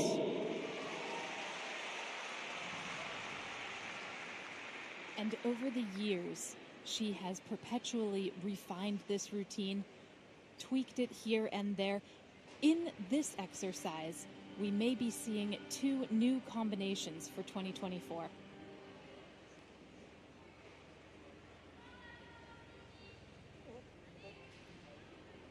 Her first big test, round off layout to 2 feet. Her acrobatic sequence, brilliant.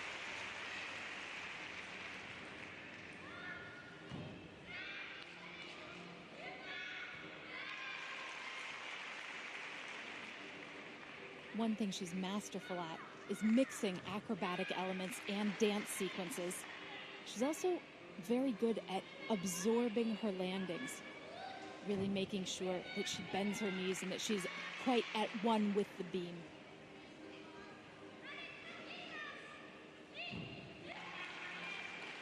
Very nice. Switch leap with a half turn.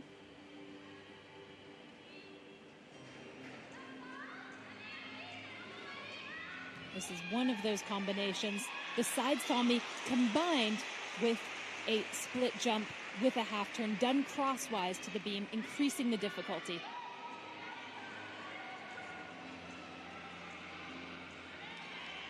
Her dismount should be a double pike. She's usually quite aggressive. What a veteran's performance from a young veteran to start. That is how you begin a balance beam final. Marine Boyer of France, who said that the team bronze medal in Antwerp at the World Championships validated her place on the team, that it was just what she needed. That's what this final needed. Oh, yes. That is quite the start for Marine Boyer. She's talked about how coming fourth on balance beam in Rio at the Olympic Games, how really being close enough to smell the medal has motivated her throughout the years. It's one of the things that has kept her in the sport. Yeah, she said, didn't she, that she thought about retiring after the Olympics in Tokyo and joked that God sent her a message to tell her she had to do Paris. God and the entire French public, I think, were working as one there. She's looking at potentially a third Olympic Games, and she actually said that one thing she'd like to do is take a photo with the person in Paris who has done the most Olympic Games.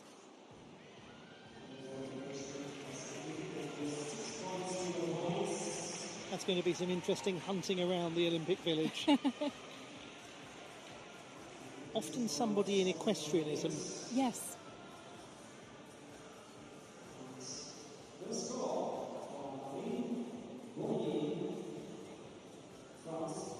Marine Boyer, 14.033. She's up from qualification. That is entirely, plausibly, a European Championship winning performance right there. We go to Manila Esposito, the top qualifier who follows this display from Marine Boyer. She scored 14.2 in qualifying, and she is the European all-around champion. This mount sequence is really something special. Round off that handspring to 2 layout step-outs of her start value, which was 6.0 in the preliminary round. That sequence is worth about a point and a half.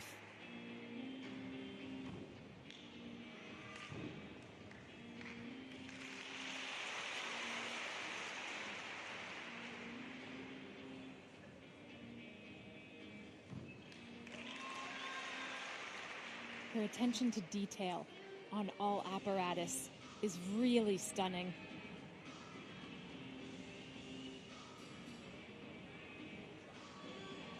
That should be a triple spin in Cossack position. The Mitchell, named for the Australian Lauren Mitchell, former world champion.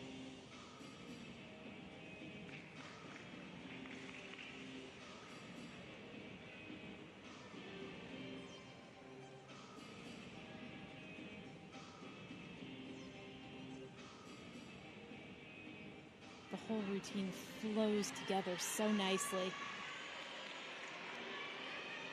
She too should be showing a double pike dismount. She said at the last European Championships that she was astonished even to make a final. She, of course, won the silver medal on beam. It is now becoming astonishing to think about her not being in any final. She is the reigning European all-around champion. She is quite clearly one of the form gymnasts in the world at the moment, and she's only 17. This is a gymnast at the top of her game, that is clear. This sequence is so risky, but she does it with such ease. She said that early on in her career there was a dark period where she wanted to walk away from the sport, but credits being surrounded by the right people who urged her never to stop believing in her dreams. And in her words, they've been right so far. Let's see what's next. And that, she said, before winning the European all-around title. Such a secure-looking routine from the mount right through the dismount.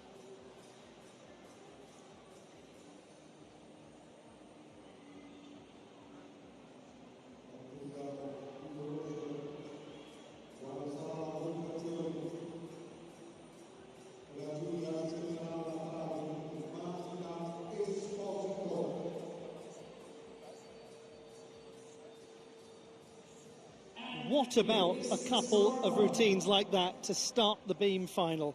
Incredible! 14.4. She's crucially gained a 10th of difficulty and execution from the preliminary round. That's 1/10 more than Boye in terms of the difficulty, and almost 3/10 more in terms of the execution. Alice D'Amato is next. The all-around silver medalist, the reigning two-time European uneven bars champion, and the fourth best in qualifying. There are some fantastic combinations that she has planned in this exercise as well. However, that mount sequence was supposed to be connected. The switch leap through to the front aerial to jumps. She was just a bit off on the switch leap. She did the right thing and didn't attempt the front aerial. So already she's a little bit down on her difficulty compared to where it was in the preliminaries, but she has not emitted the big deduction. She hasn't come off.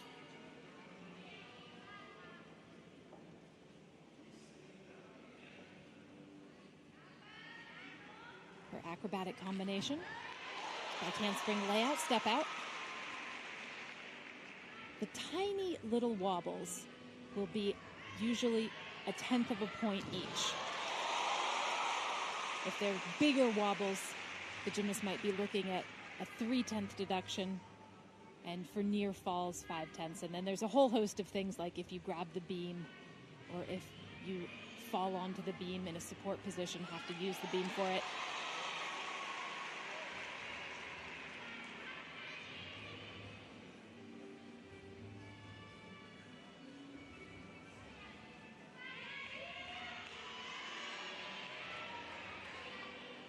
The dismount she's planning is a 2.5 twist, blind landing. I think it's safe to say that the Italians are having a fairly impressive competition when it comes to their quest for medals. It's been a great example of handling the occasion in front of a home crowd, and many of them not able to be part of it on the day or for the entire championships. They are supporting wonderfully from the stands. Now, interesting start. Not only are they hitting their routines, but they are also so well trained. They're able to really minimize the deductions. When she's a little off on something, as she was in at least 2 places in this exercise, she just kind of absorbs it and keeps going. Yes, there will be small deductions, but again, she avoids the bigger deductions.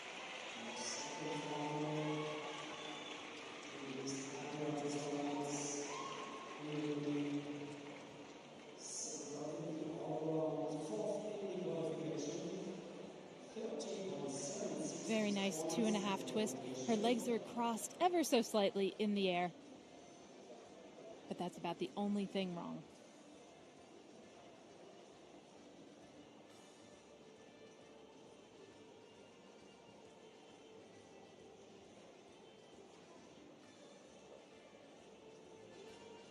.766 in qualification with a 5.8 difficulty score.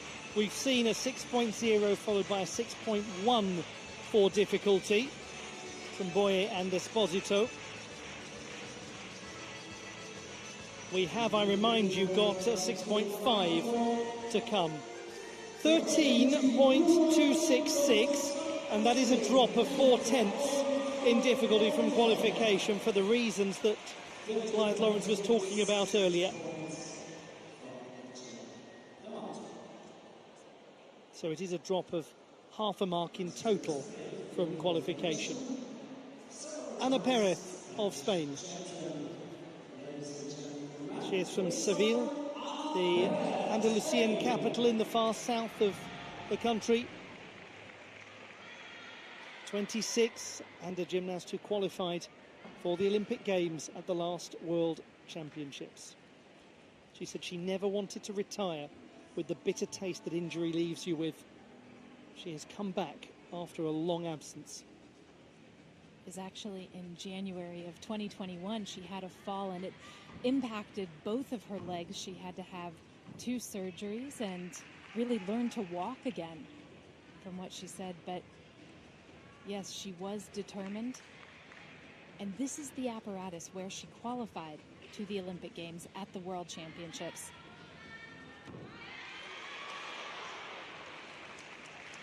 That's a great hold from an experienced gymnast, minimizing the deductions as best as possible. Well, she has learned something about hanging on, hasn't she?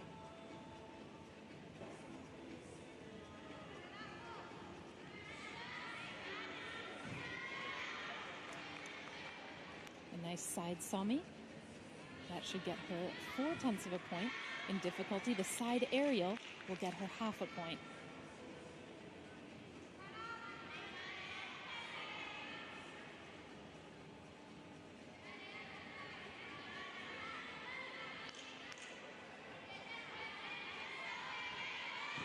Dismount double pike as well.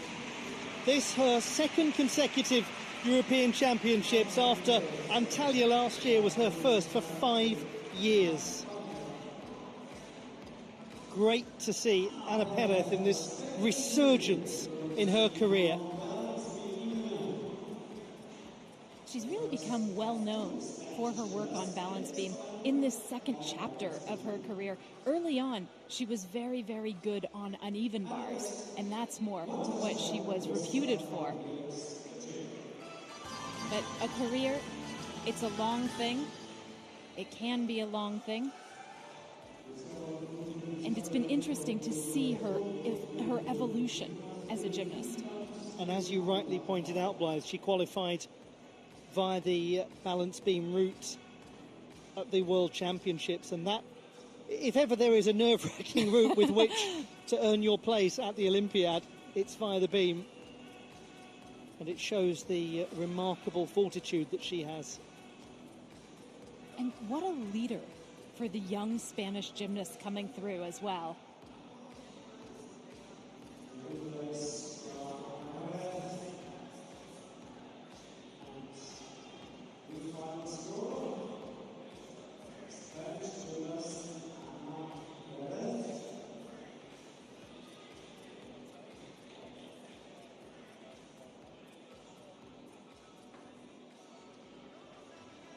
She's also an extremely accomplished salsa dancer, although hasn't done a great deal of it lately. She's been focusing so much on competition. 12.933. That's a drop of only a couple of tenths from qualification. It means that Manila Esposito is the halfway leader.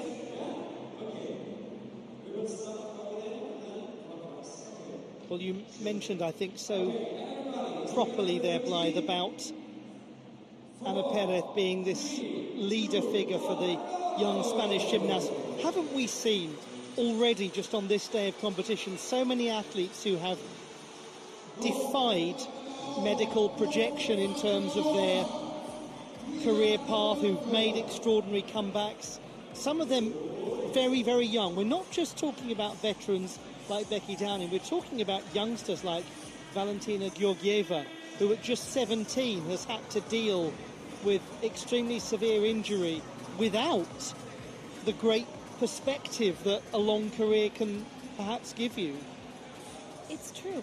And these days, the rehabilitation techniques and the technology that's available to athletes, and also the training practices. We're talking about things like maybe not doing so many repetitions on hard surfaces before competition. All that serves to not only prolong the career of a gymnast, which is very hard on the body often, but make recovering from injury and coming back to the top level, well, easier. But it's never an easy path. But we have also to look at so many gymnasts, just like you said, who are just showing others that it is possible. It's never an easy path, but the road is paved a little better than it used to be. Clearly.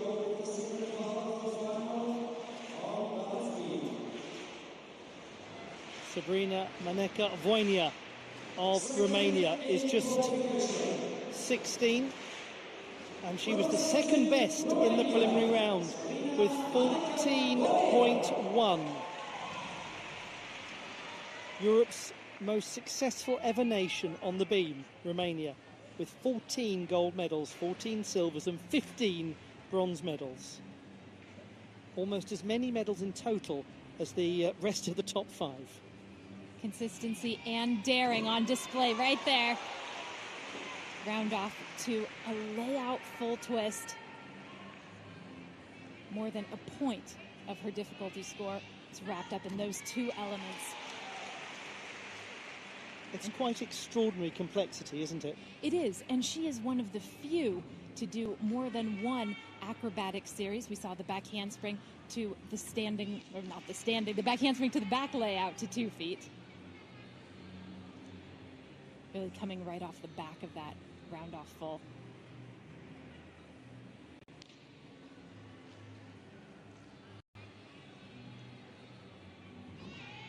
And it's skills like that, the Terjeté half, in addition to the acrobatics, that make this routine valued out of a 6.5.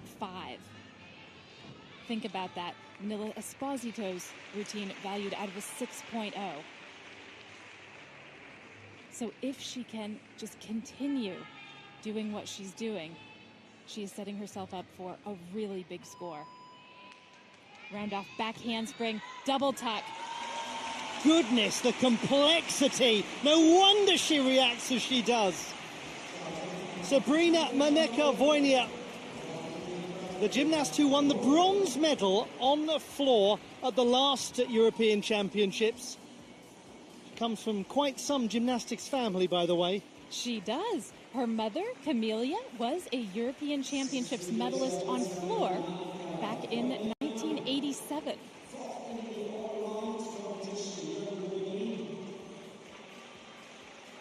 No matter how many times you see this routine, there are so many breathtaking moments in it. It's a pivotal skill, the Terjeté half. She's actually not quite rotated. And so it's going to be up to the judges to see if they give full credit for that skill. However, she had a quite big deduction, just a big wobble in the qualification, and not today. So all of that bodes really well for the score that we are about to get. Also tumbling into the dismount, her third tumbling pass in the routine. round off back handspring, and sets up well into the double tuck.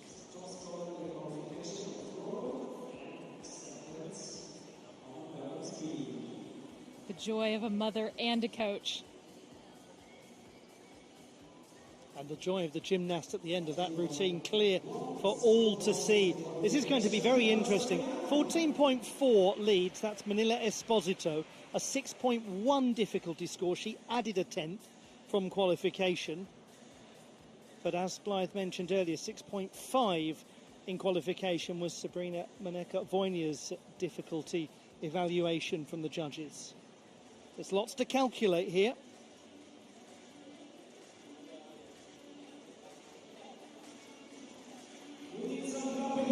What a remarkable beam final we're enjoying.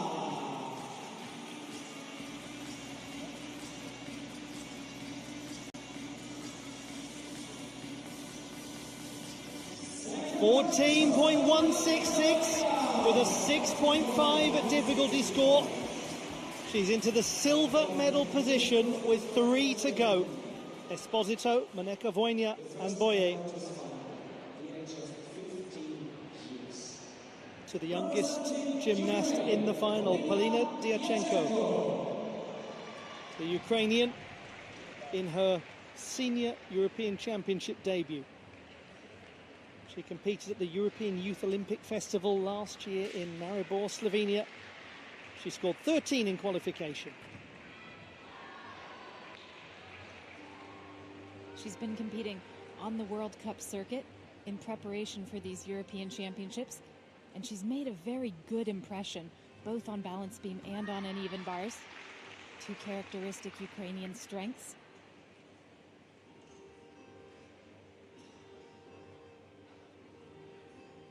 This routine is really quite front-loaded with acrobatic combinations, and she's handled them well.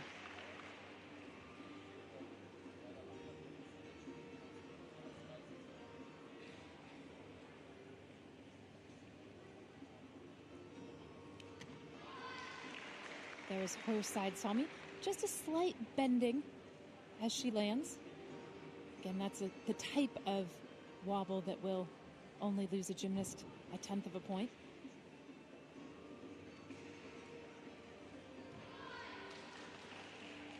And that's quite a slow connection. It was probably intended to be a connection, but the judges really may not give it.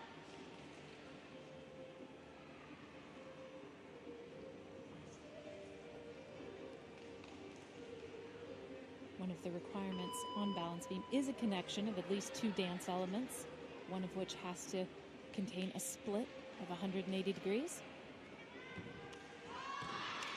Wasn't that well done for a first European Championship final from Polina Diachenko? She's yet to compete at the World Championships at any level, junior or senior. Very poised looking athlete, this. It's really polished work in the great Ukrainian tradition. They're really known for having beautiful form and also handle it with the risky elements. There was a slight problem on the round-off layout mount, but she didn't come off.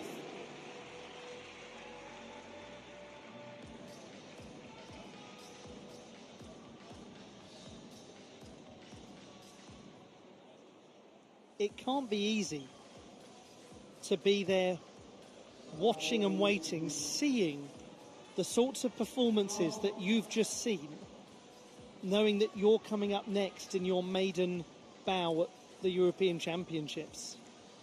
Every gymnast approaches that a little differently. Some people want to watch everything and know all the scores, and some people just prefer to remain in their bubble, just focusing on themselves and what they have to do.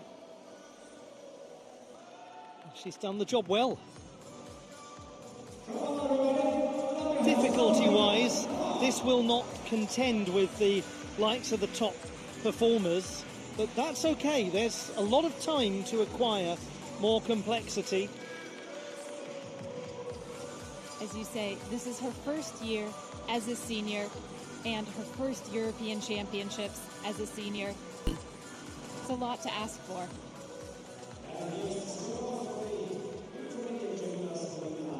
12.5 is the score. The difficulty down a little from qualifying by 3/10. The execution down by 2/10. So overall a half-mark drop. Esposito still leads. She's guaranteed a medal. Another gymnast from Romania. This is Lilia Kosman, 16. She was born in Michigan in the United States of America. 6th best in qualifying, 13.266. One thing to note right off the bat is it's questionable whether on those leap elements she hit a 180-degree split. The judges will deduct if they think that she has not.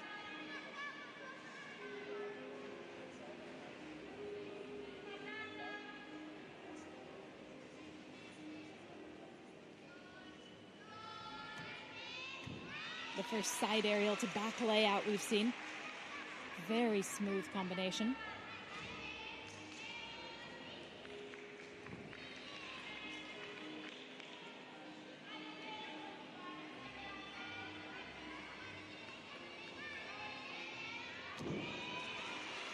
Oh, and good calmness on the punch front. She was slightly under-rotated, but it wasn't a problem. She didn't let it become a problem.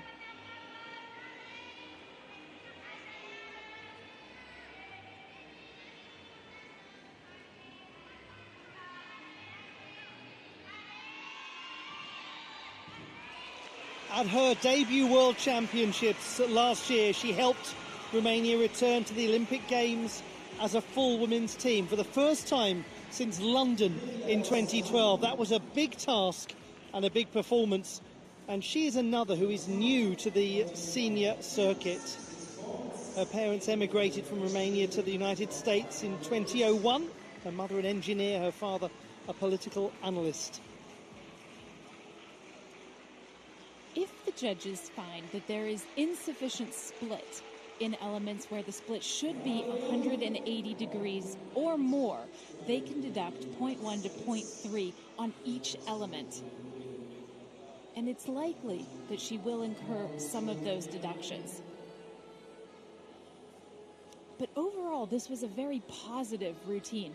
She was really calm, especially on elements like that, which are so risky. And the acrobatic series, the side aerial to the layout step out, was really nicely performed.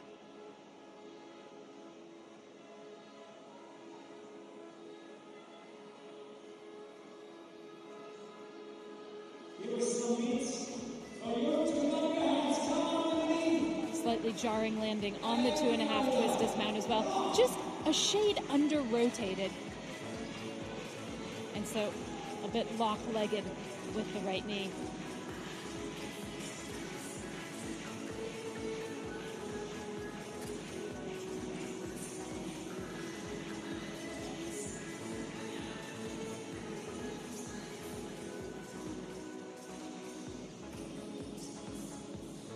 They're all small features that can be and will be refined over time, but the mental approach that she displayed in that final was highly impressive. Lilia Kosman of Romania. It was a year ago that she made her senior international debut at the last European Championships, only performed on vault and on the uneven bars in qualification there. And then she went on to win the silver medal at the national championships on beam.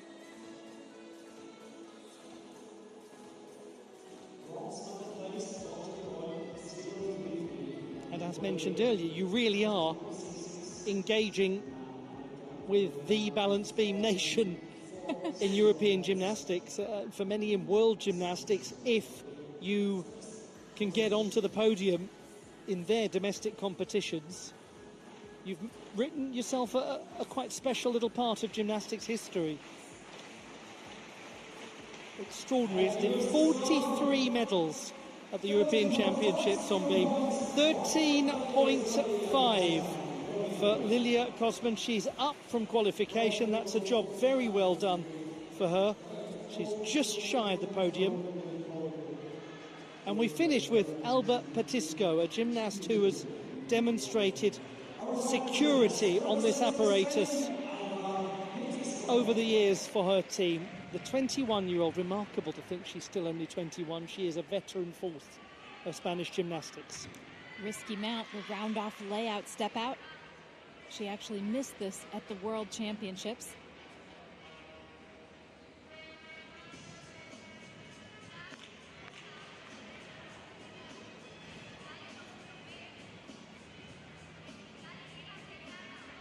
In the qualification, she looked really prepared, very aggressive. Actually, just like we saw from Lilia Kosman, she's a little under-rotated on the punch front, but what a save.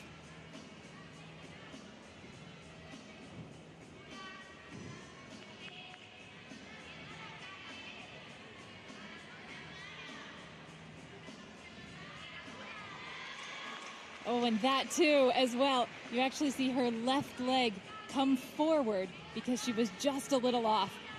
Way to minimize the deduction.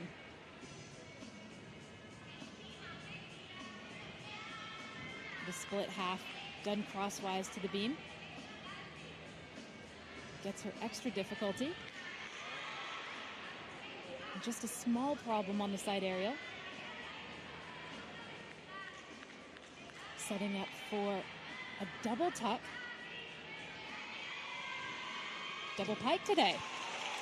A gymnast who, after she qualified for the Olympic Games at the World Championships in Belgium last year, said, "Estoy viviendo un sueño."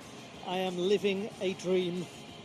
And she did all of that, having not long been removed from surgery for a bone cyst on her heel.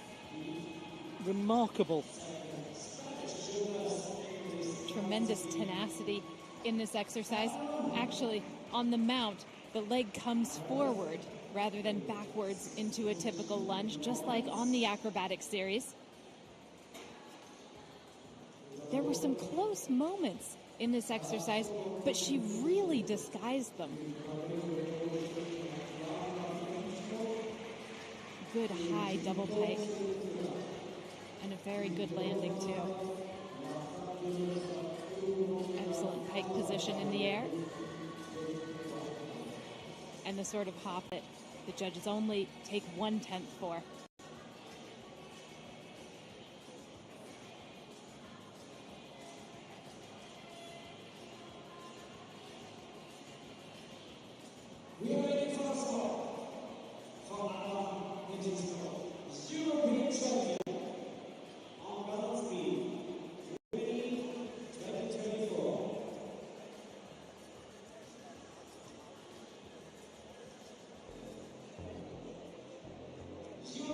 Esposito, Maneka Vojnia, Boye, 14.4, 14.166, 14.033. It's a very high scoring top three at the moment. 13.033 for Alba Petisco. That's sixth position for her. Virtually the same score as qualification. And it's another title for the Italians, and it's another for Manila Esposito. She's gone from contender to leader in the space of a year. She was the runner-up in 2023. Now she's the champion. She's joined by Sabrina Maneka Vojnia, who's achieved her second medal at the European Championships and her strongest ever finish. And Marine Boye is on the podium again. And the last time that she won a balance beam medal at the European Championships was Glasgow 2018.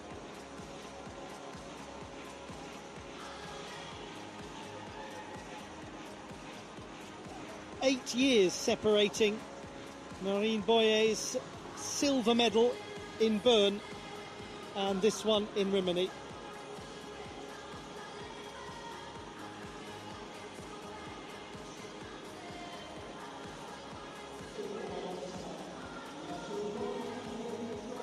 The classified results in the balance beam competition. Bronze to Marine Boyer of France. Silver to Sabrina Maneka-Voinea of Romania. And the gold medal won by Manila Esposito of Italy. Her second gold medal of these championships.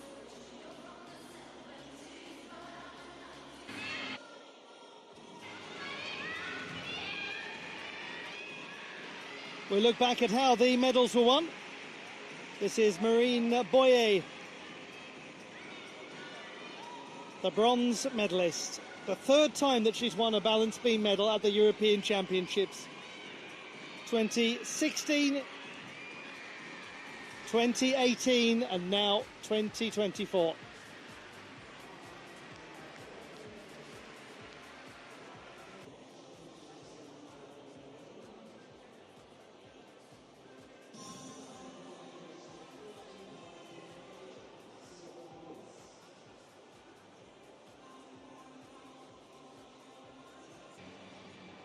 The winner of the silver medal, Sabrina Maneka-Voinea of Romania, winning the Romanians' 44th medal on beam on the continental stage.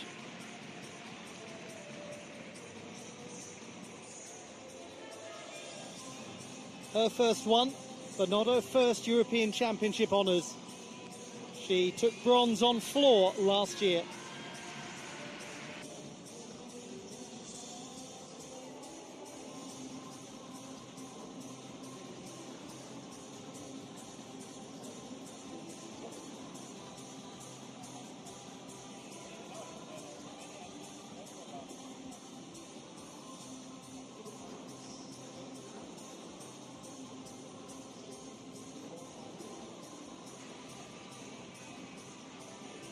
The winner of the gold medal, her second gold medal of these championships, 17-year-old Manila Esposito of the host nation, Italy. She improved upon both her difficulty and execution from qualification, scoring 14.4.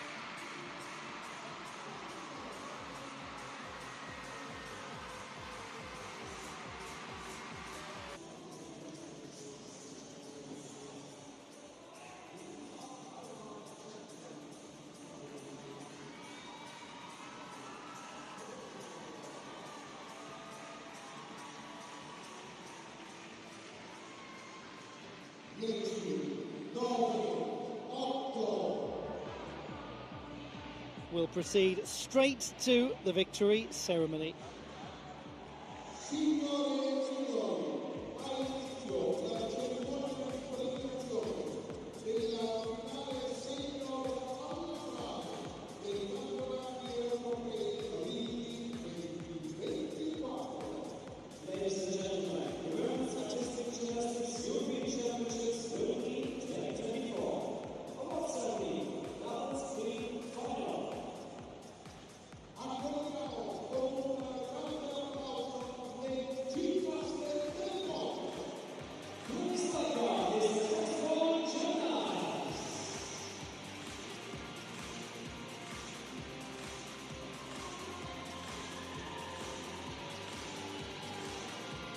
The victory ceremony for the balance beam competition at Rimini 2024.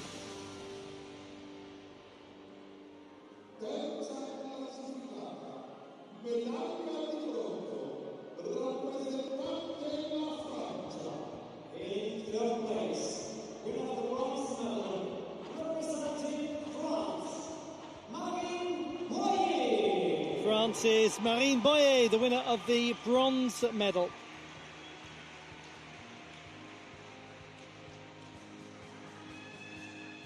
Continuing this incredible run for the French. 8 medals in the last 11 years at the European Championships on beam. It's quite a run. And she has won many of them. Sabrina Maneka-Voinea of Romania, the winner of the silver medal. An extraordinary senior debut at the European Championships has been followed by yet another medal as she returns and comes to Rimini to get her best ever finish.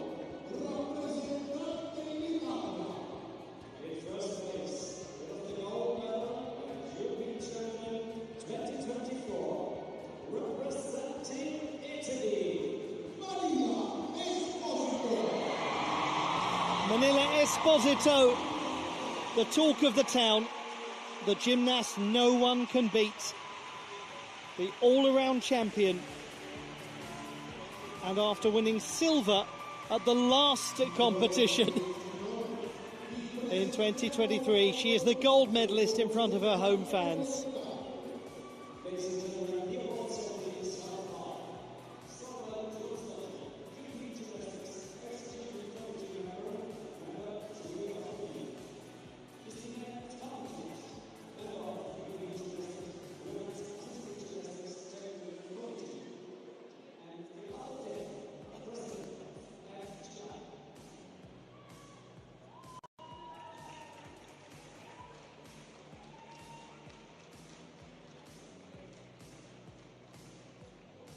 And we will have once again the national anthem of the host nation, Italy.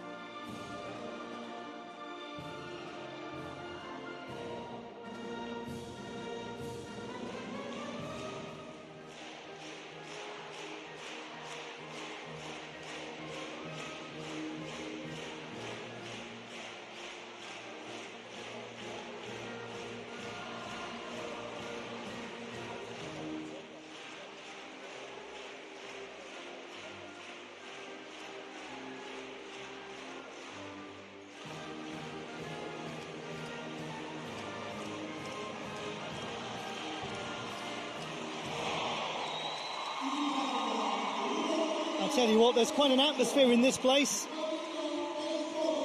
There's quite a gymnast holding that gold medal.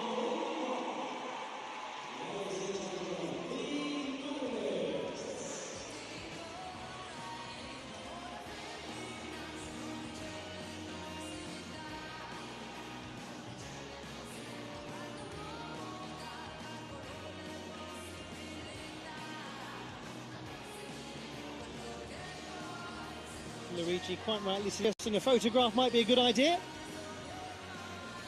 The medalists in the balance beam competition,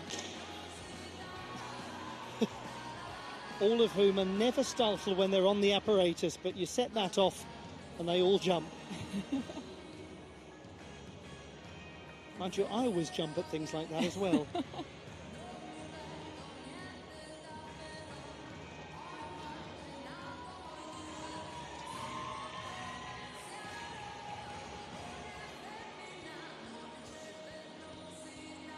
A gymnast for whom the phrase "one to watch" was coined.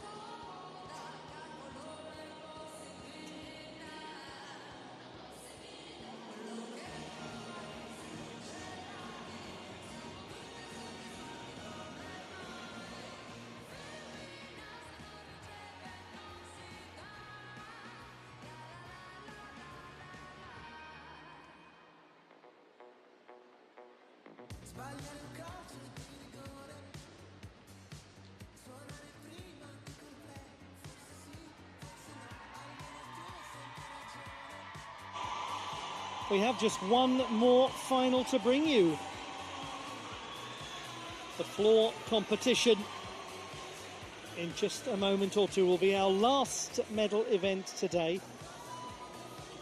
But what is lovely is that it will not be the last event of the championships. For the team final is taking place tomorrow. And I do hope that you will be able to join us for the action from the Fiera here in Rimini. It's a beautiful day in Rimini. I can't speak highly enough of this lovely town, a popular tourist destination. It's not hard to see why. It is really the only stressful thing about life in Rimini when you're visiting it for a competition is trying to choose where to have dinner, because every single establishment is fantastic. And every single final has been fantastic here so far.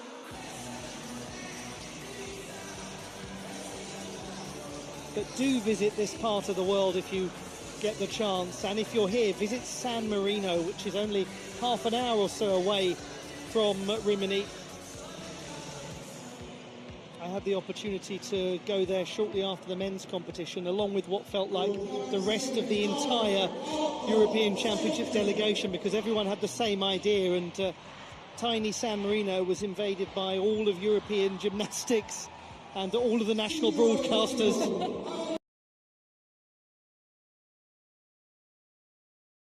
The very day after the competition, but it's worth going to, it's quite stunning.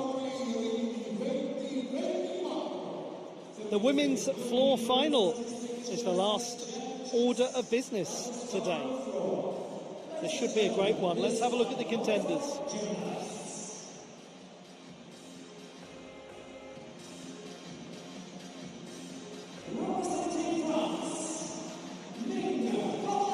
Already a medalist, Ming Gerardi van Eschken of France. Now she comes into the floor final, having performed so well on vault and won the bronze medal. The bronze medalist from last year, and she's just won the silver on beam. Top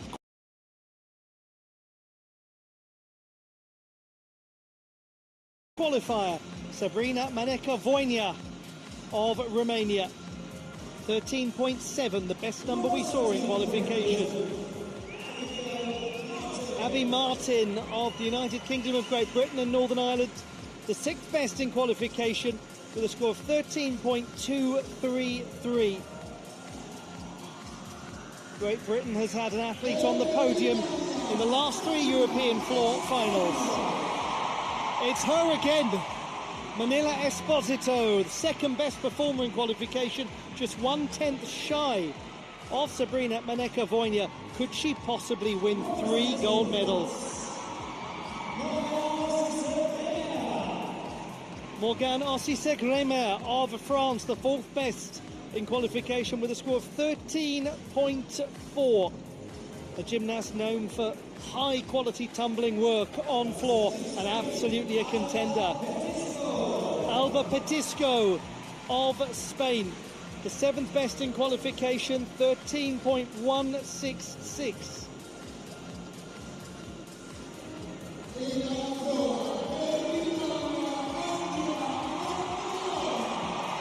A late addition to the Italian squad due to injury circumstances, Angela Andreoli, and she's made it into this floor final as the fifth best performer in qualification. She won the bronze medal in 2022. Alice Kinsella of Great Britain, the silver medalist from the last edition of the European Championships. She was the third best in qualification here. Great Britain is the third most successful nation on floor in the history of the European Championships. And in Alice Kinsella, they have the all-around bronze medalist from a couple of days ago. Much to take stock of.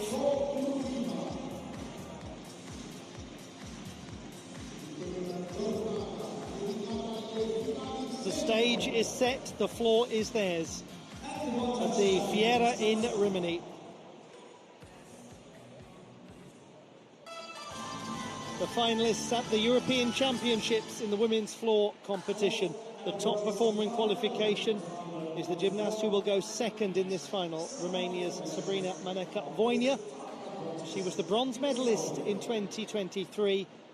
She has come here with a 13.7 score from the preliminary round. That just 1/10 ahead of Manila Esposito, who will be the fourth to go. Lots to contemplate here.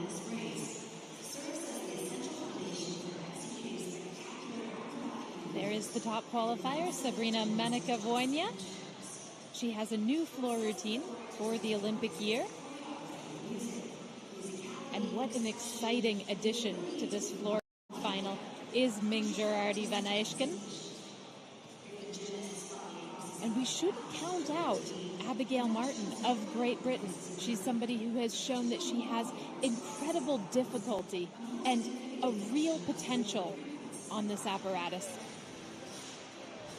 And just one note on Angela Andreoli of Italy. She had the highest difficulty score, 5.9, in the qualification, and she also had a 3/10 point penalty for landing one of her tumbling passes out of bounds. So she had 13.4, and that was 5th best in qualifying.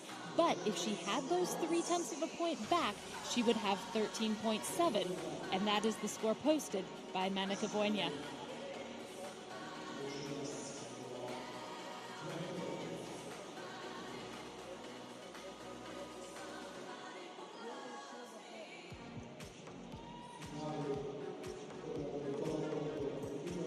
We have reached the conclusion of the warm-up phase. And we are to begin the last final in the apparatus competitions in Rimini.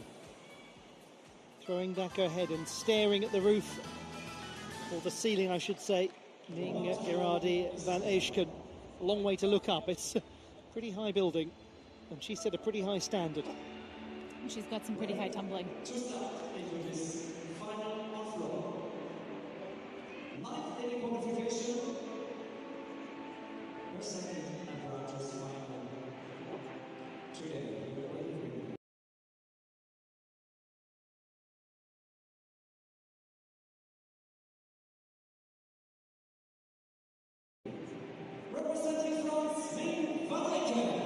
Ming Gerardi van Eijken of France.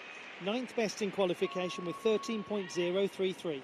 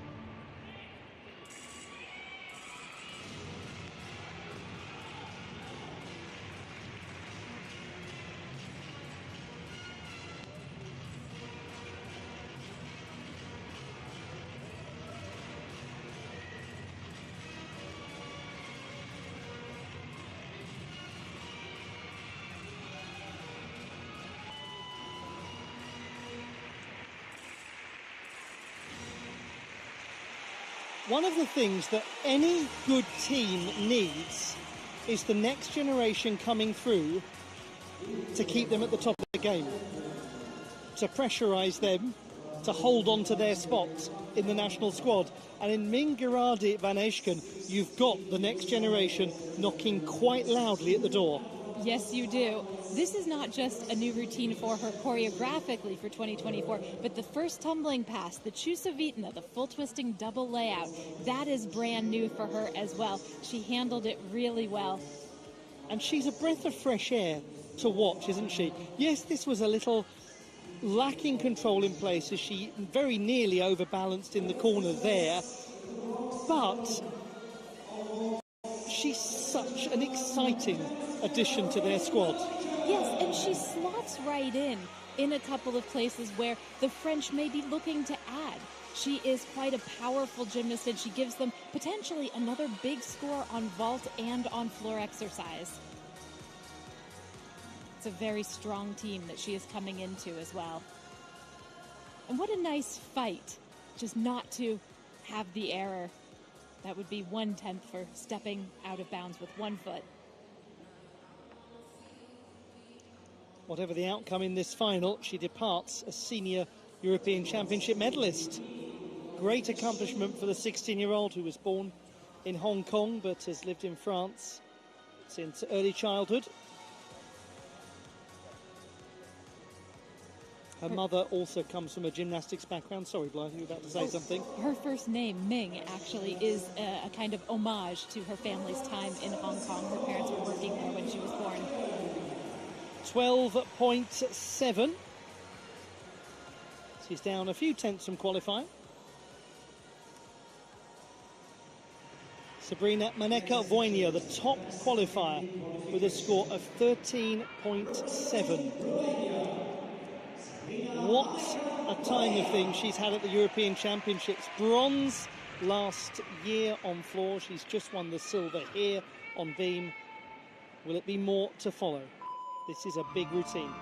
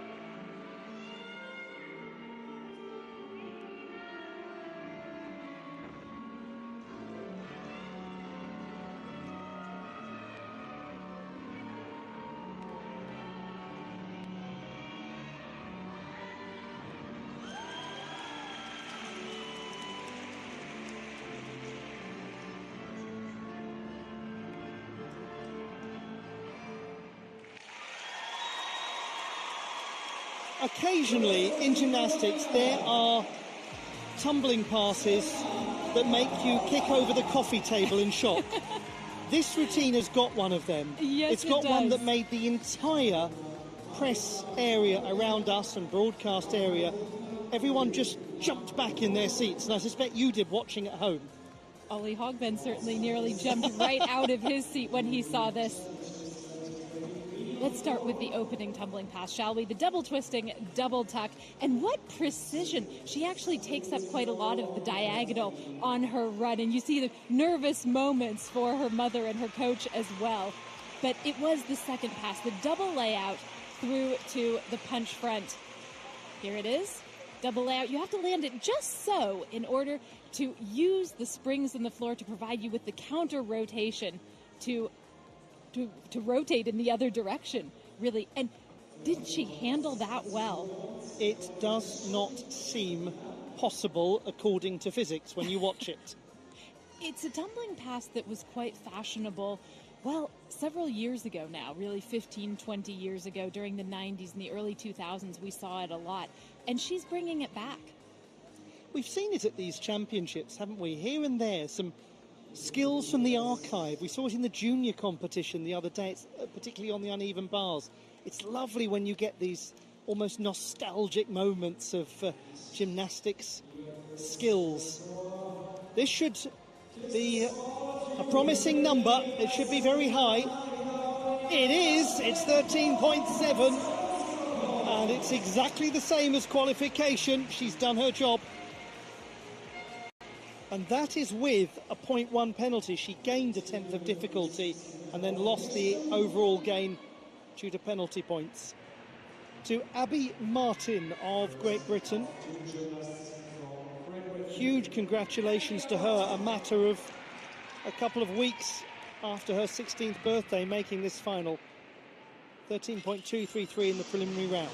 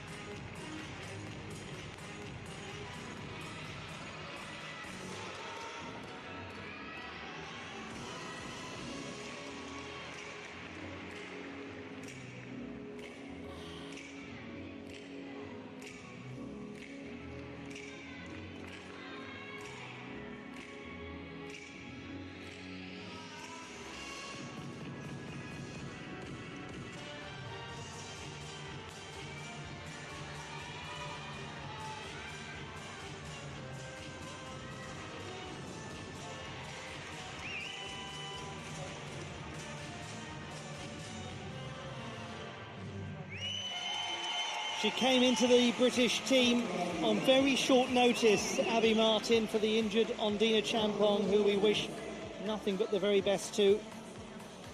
What's a really difficult time for a key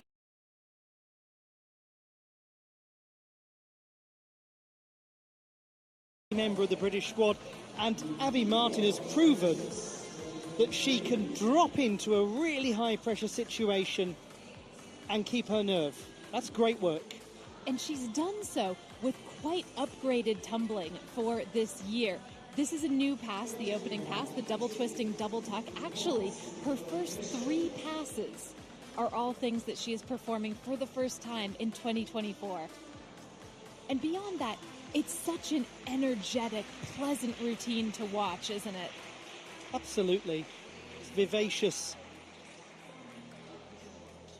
She has just won the all-around bronze medal at the British National Championships, having swept the board at the British, English and Welsh, at the open category at the Welsh Junior National Championships last year. Alice Kinsella among the first to come straight over and congratulate her.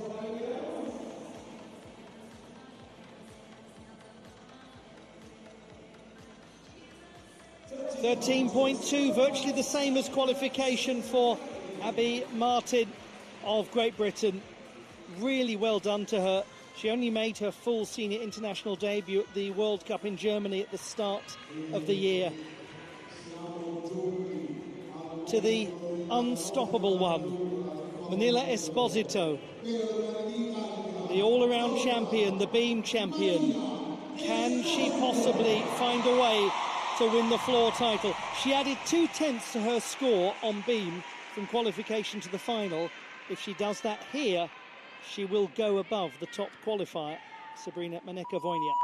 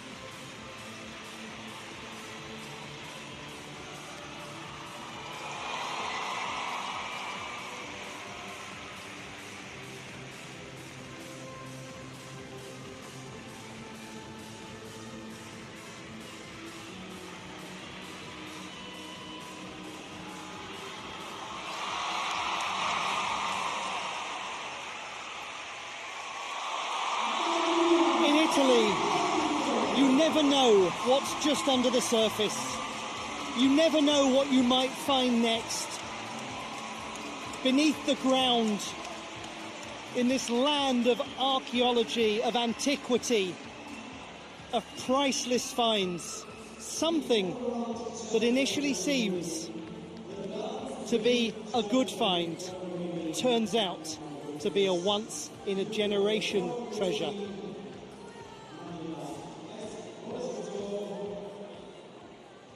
It is such an extraordinarily polished routine. It's unusual. She actually does about 30 seconds of choreography before her first tumbling pass. That's not something you often see at this level, and she makes it work. It's the beauty of this routine, the refinement. And it's in the tumbling as well as in the dance. The judges evaluate on floor exercise for artistry of performance, as well as for acrobatic components.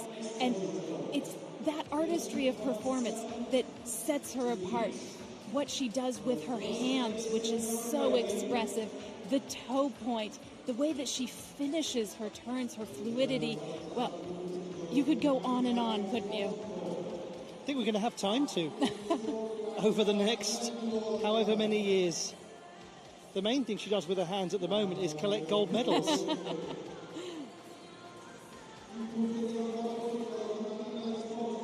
She's extraordinary. She is extraordinary. 13.833.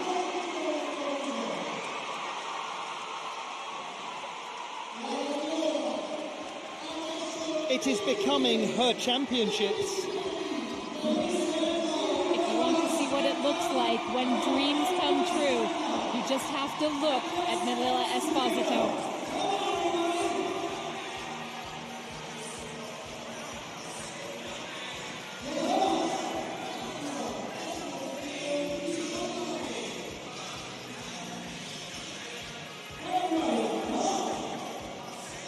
So at the halfway stage, Esposito leads. Aneka Voinia is second. Martin is third.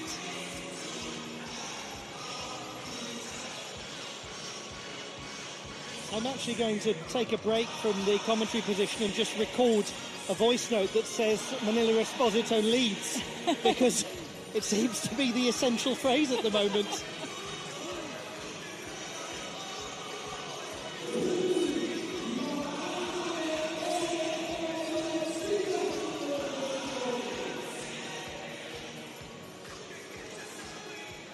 It's a pleasure, it's a privilege to see this sort of performance.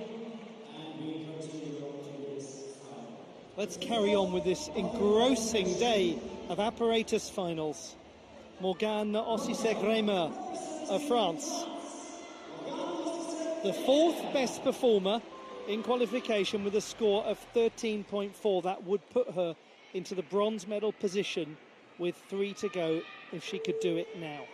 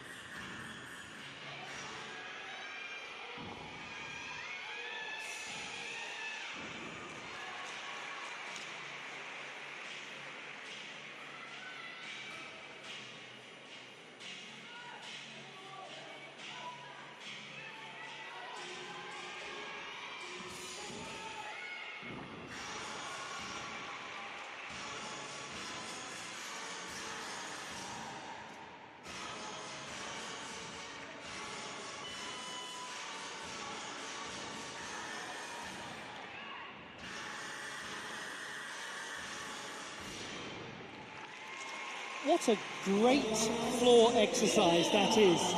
There is almost no music in that music, and it is a brilliant choice. It is so different, so striking, and she takes ownership over something that is probably extremely hard to work with.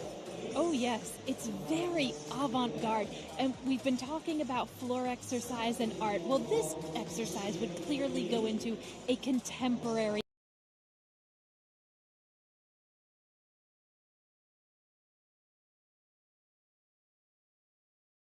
art museum. The music is an electronic piece by Tom Williams from the ballet in the middle, somewhat elevated. It's a very modern piece, and she interprets it beautifully. Not only that, the tumbling is absolutely on point. Wonderful open out of the double twisting double tuck.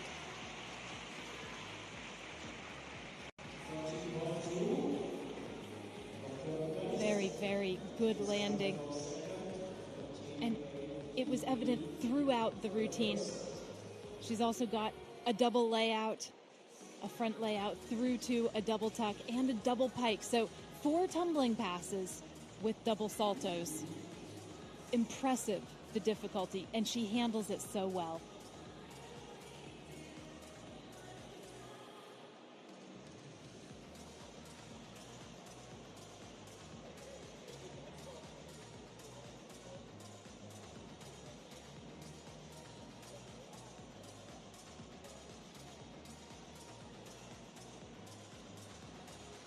Morgane Ossisek-Rehmer from the east of France in Colmar. She won a silver medal at the World Cup on floor in Turkey very recently. And she has gone into the bronze medal position with 13.3, just 1/10 down from qualification. It's Esposito, Maneka Vojnia and Ossisek-Rehmer. Now we go to Albert Petisco with a routine that begins well before it routines.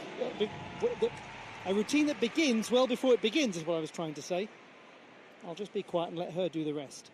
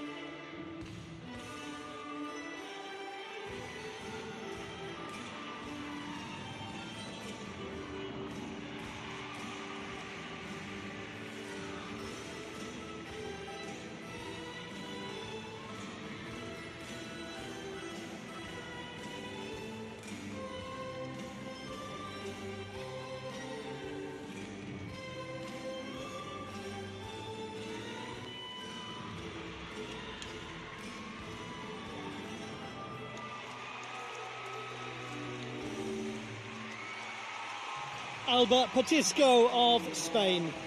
I mentioned earlier that Rimini is one of the great places to sit down for a meal. Well, if we think about the traditional 3 courses, we've just had Esposito, followed by Ossisek-Rehmer, followed by Petisco.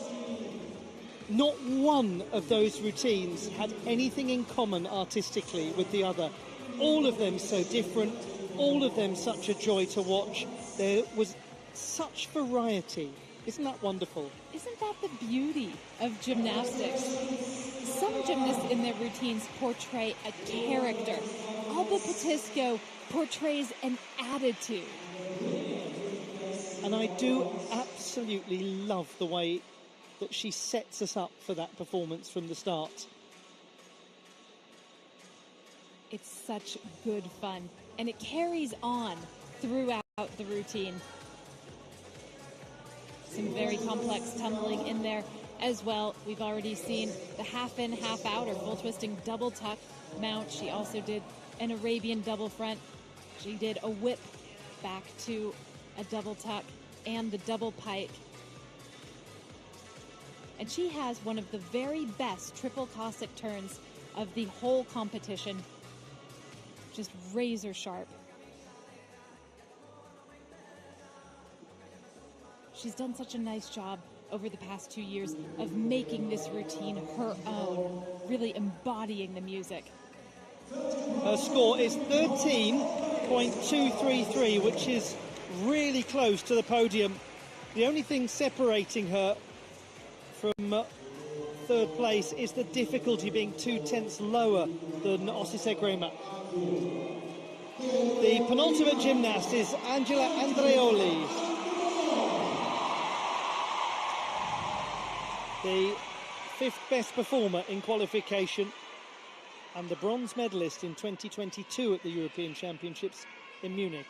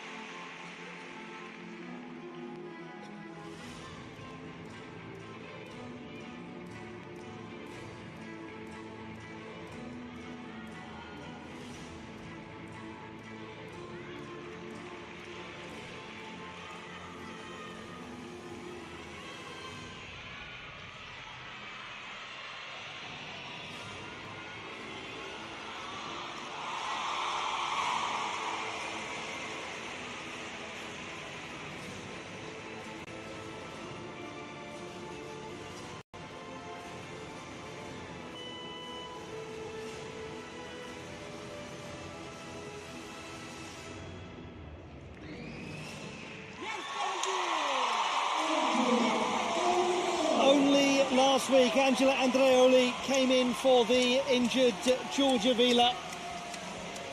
And what a display she has produced in this floor final. The 17-year-old based in Brescia, like so many gymnasts in Italy. Let's look back at this performance. It's a routine filled with pleasant little surprises. This is a new routine for this year, and she does things like this interesting dive right off the top of the routine, but the tumbling, oh, the tumbling, 2 whip backs, 2 back handsprings, and then a full twisting double pike. You think about most tumbling passes, they're composed of a round off, a back handspring, and some flips or twists. She has 6 elements there.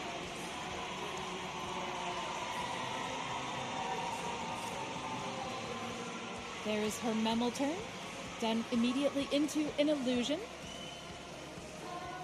That gets her some good difficulty. And this is a great switch leap with a twist, and she lands it almost in a sitting position.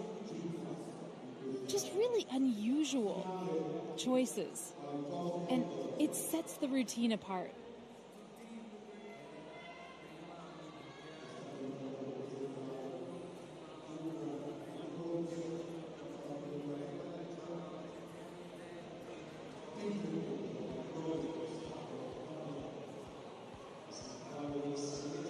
Gymnasts of such extraordinary quality coming from this nation. The junior squad doesn't seem too bad either.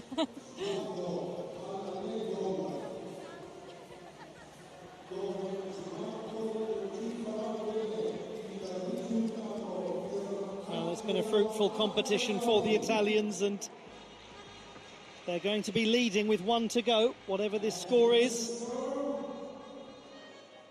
On to the podium with 1 gymnast remaining, Angela Andreoli. She displaces a sporting Morgan Olly Segrema, who drops into 4th position. Manila Esposito, 13.833. Sabrina Maneka-Voynia, 13.7. Angela Andreoli, 13.666. We now go to Alice Kinsella, the last gymnast, the all-around bronze medalist. She scored in qualification 13.466.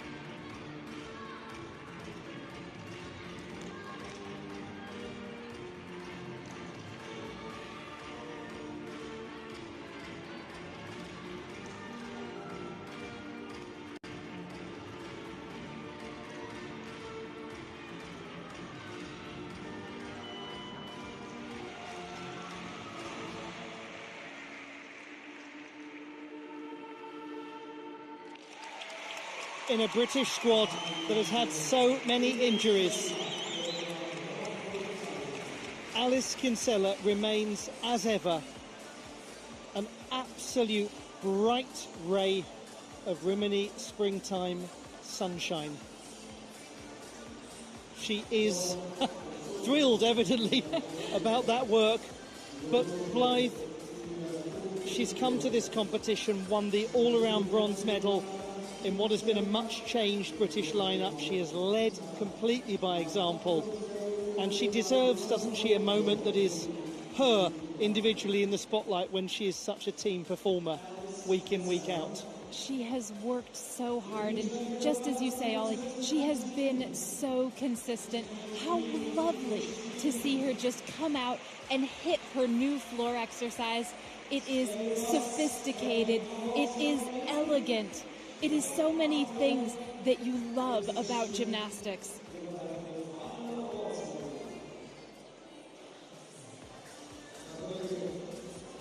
She uses the twisting passes to great effect. Here's a 2.5 to a front layout with a full twist. And from start to finish, she's so poised and composed, isn't she?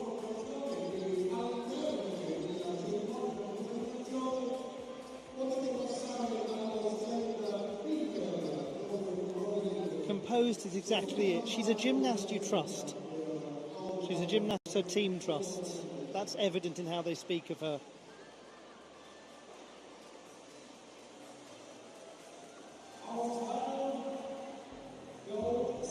And she's had real injury issues lately as well to contend with.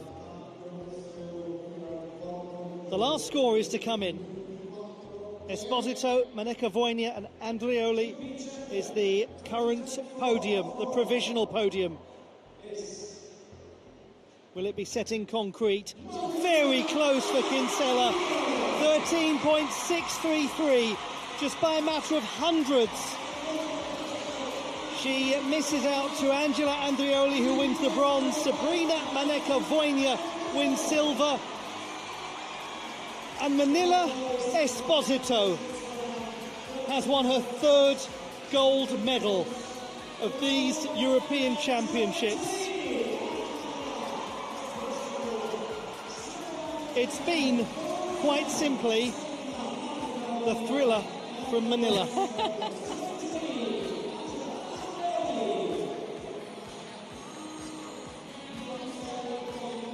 She said, Manila Esposito, that at her first World Championships she felt like a fish out of water.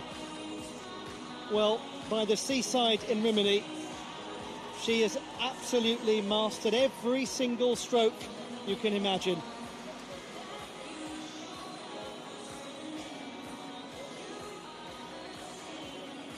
Swimming all the way to Paris.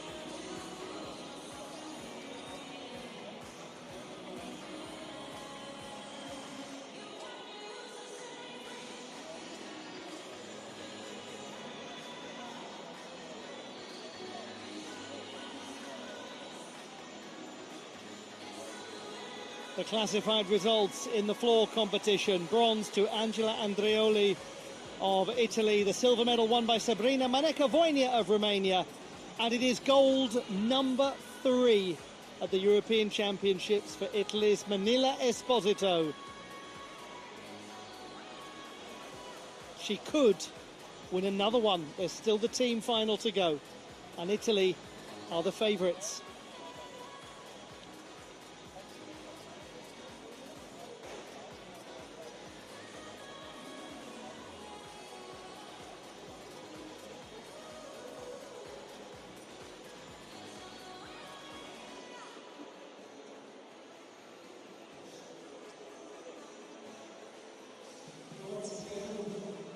The victory ceremony will be along forthwith. Let's remind ourselves of the podium. The bronze medal won by Angela Andrioli of Italy.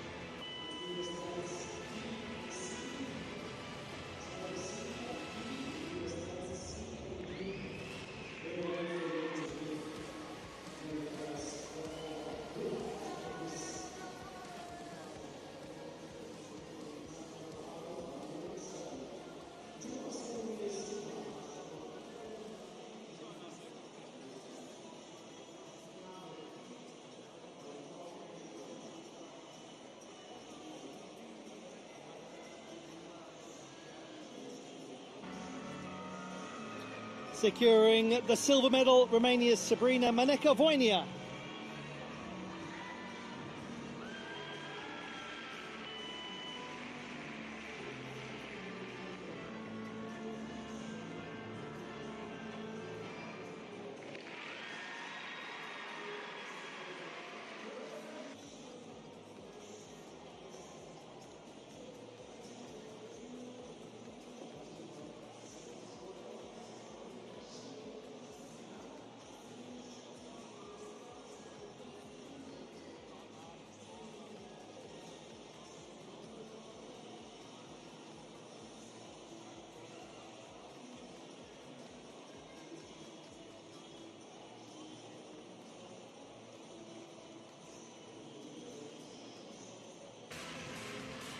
The champion of Europe on floor, Italy's Manila Esposito.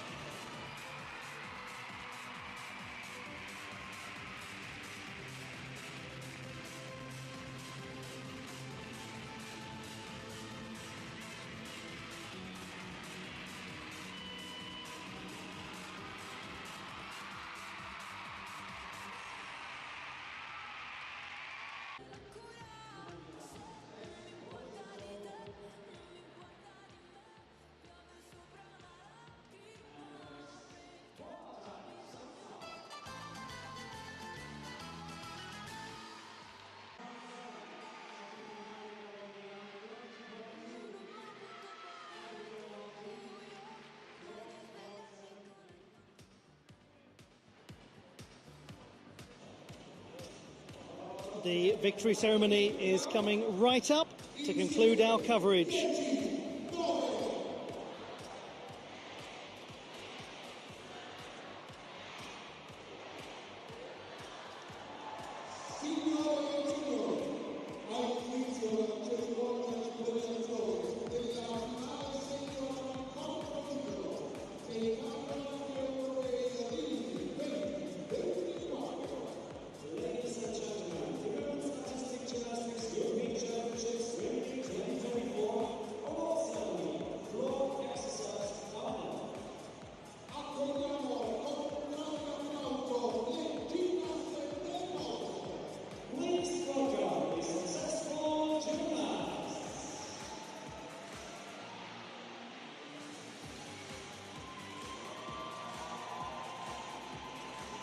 It's time now for the victory ceremony in the floor competition at the Rimini 2024 European Championships.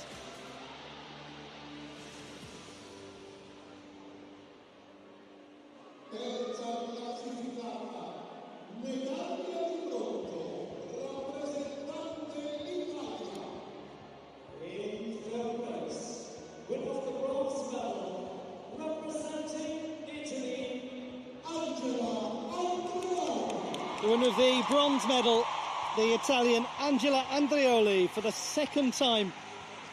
She finishes third in the floor competition of the European Championships. What a great display for a gymnast who only came into the team late due to the injury to Georgia Vila.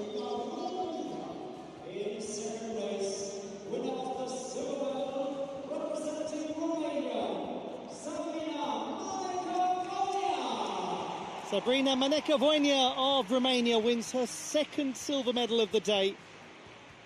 And she goes one step further than a year ago at her debut championships in Antalya.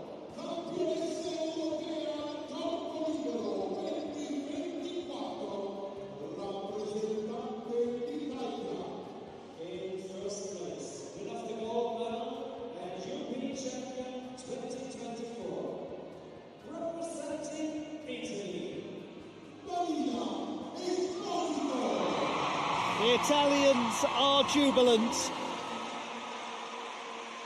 and she is at the heart of it. Manila Esposito, in front of her home crowd, has won 3 gold medals at these championships.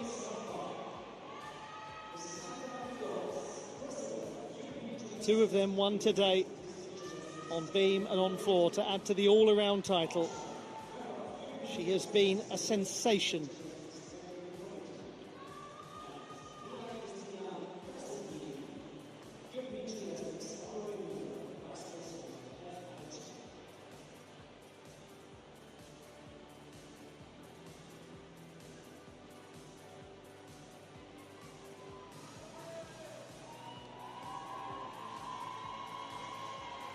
will hear once again the national anthem of the host nation, Italy.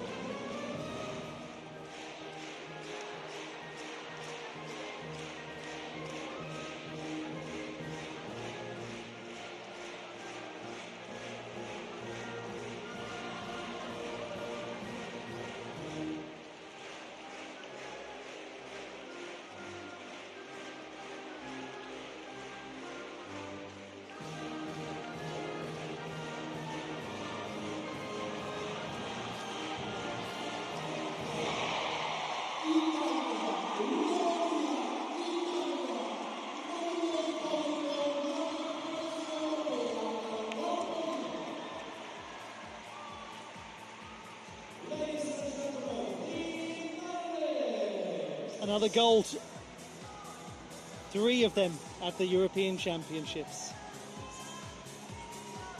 Will a 4th follow in the team competition tomorrow?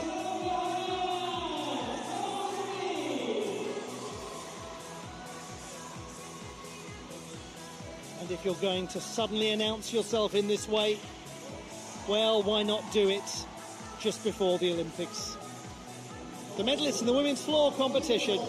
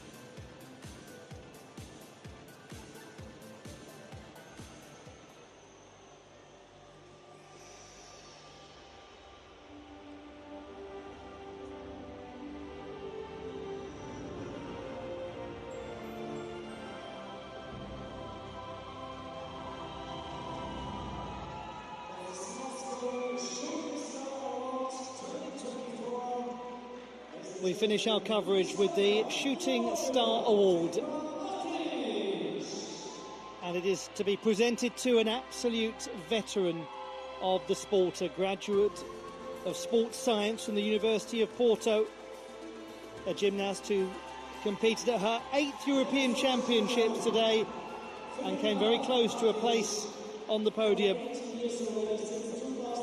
Filipa Martins.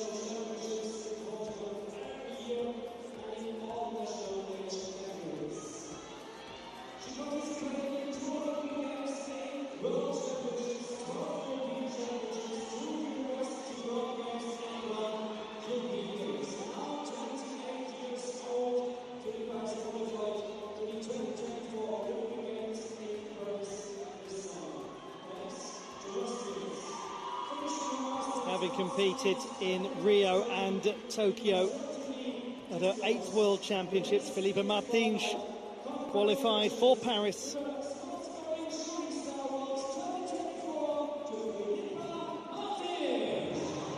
And she is the winner of the honorary Shooting Star Award.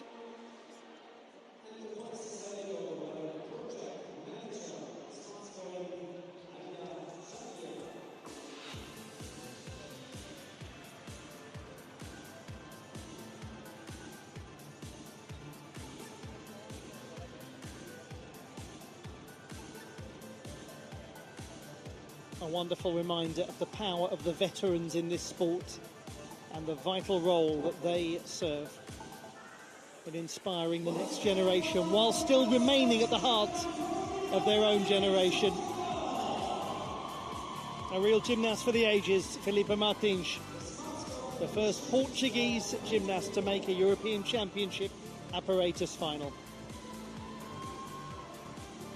And all of that brings to a close our coverage on this day of apparatus finals in Rimini. But one more day of competition remains. It was the story of individuals today and the story of Manila Esposito. But next, we have the team final to conclude our coverage. And I hope you'll be able to join us for all of the action tomorrow. Until then, it's goodbye, but not farewell.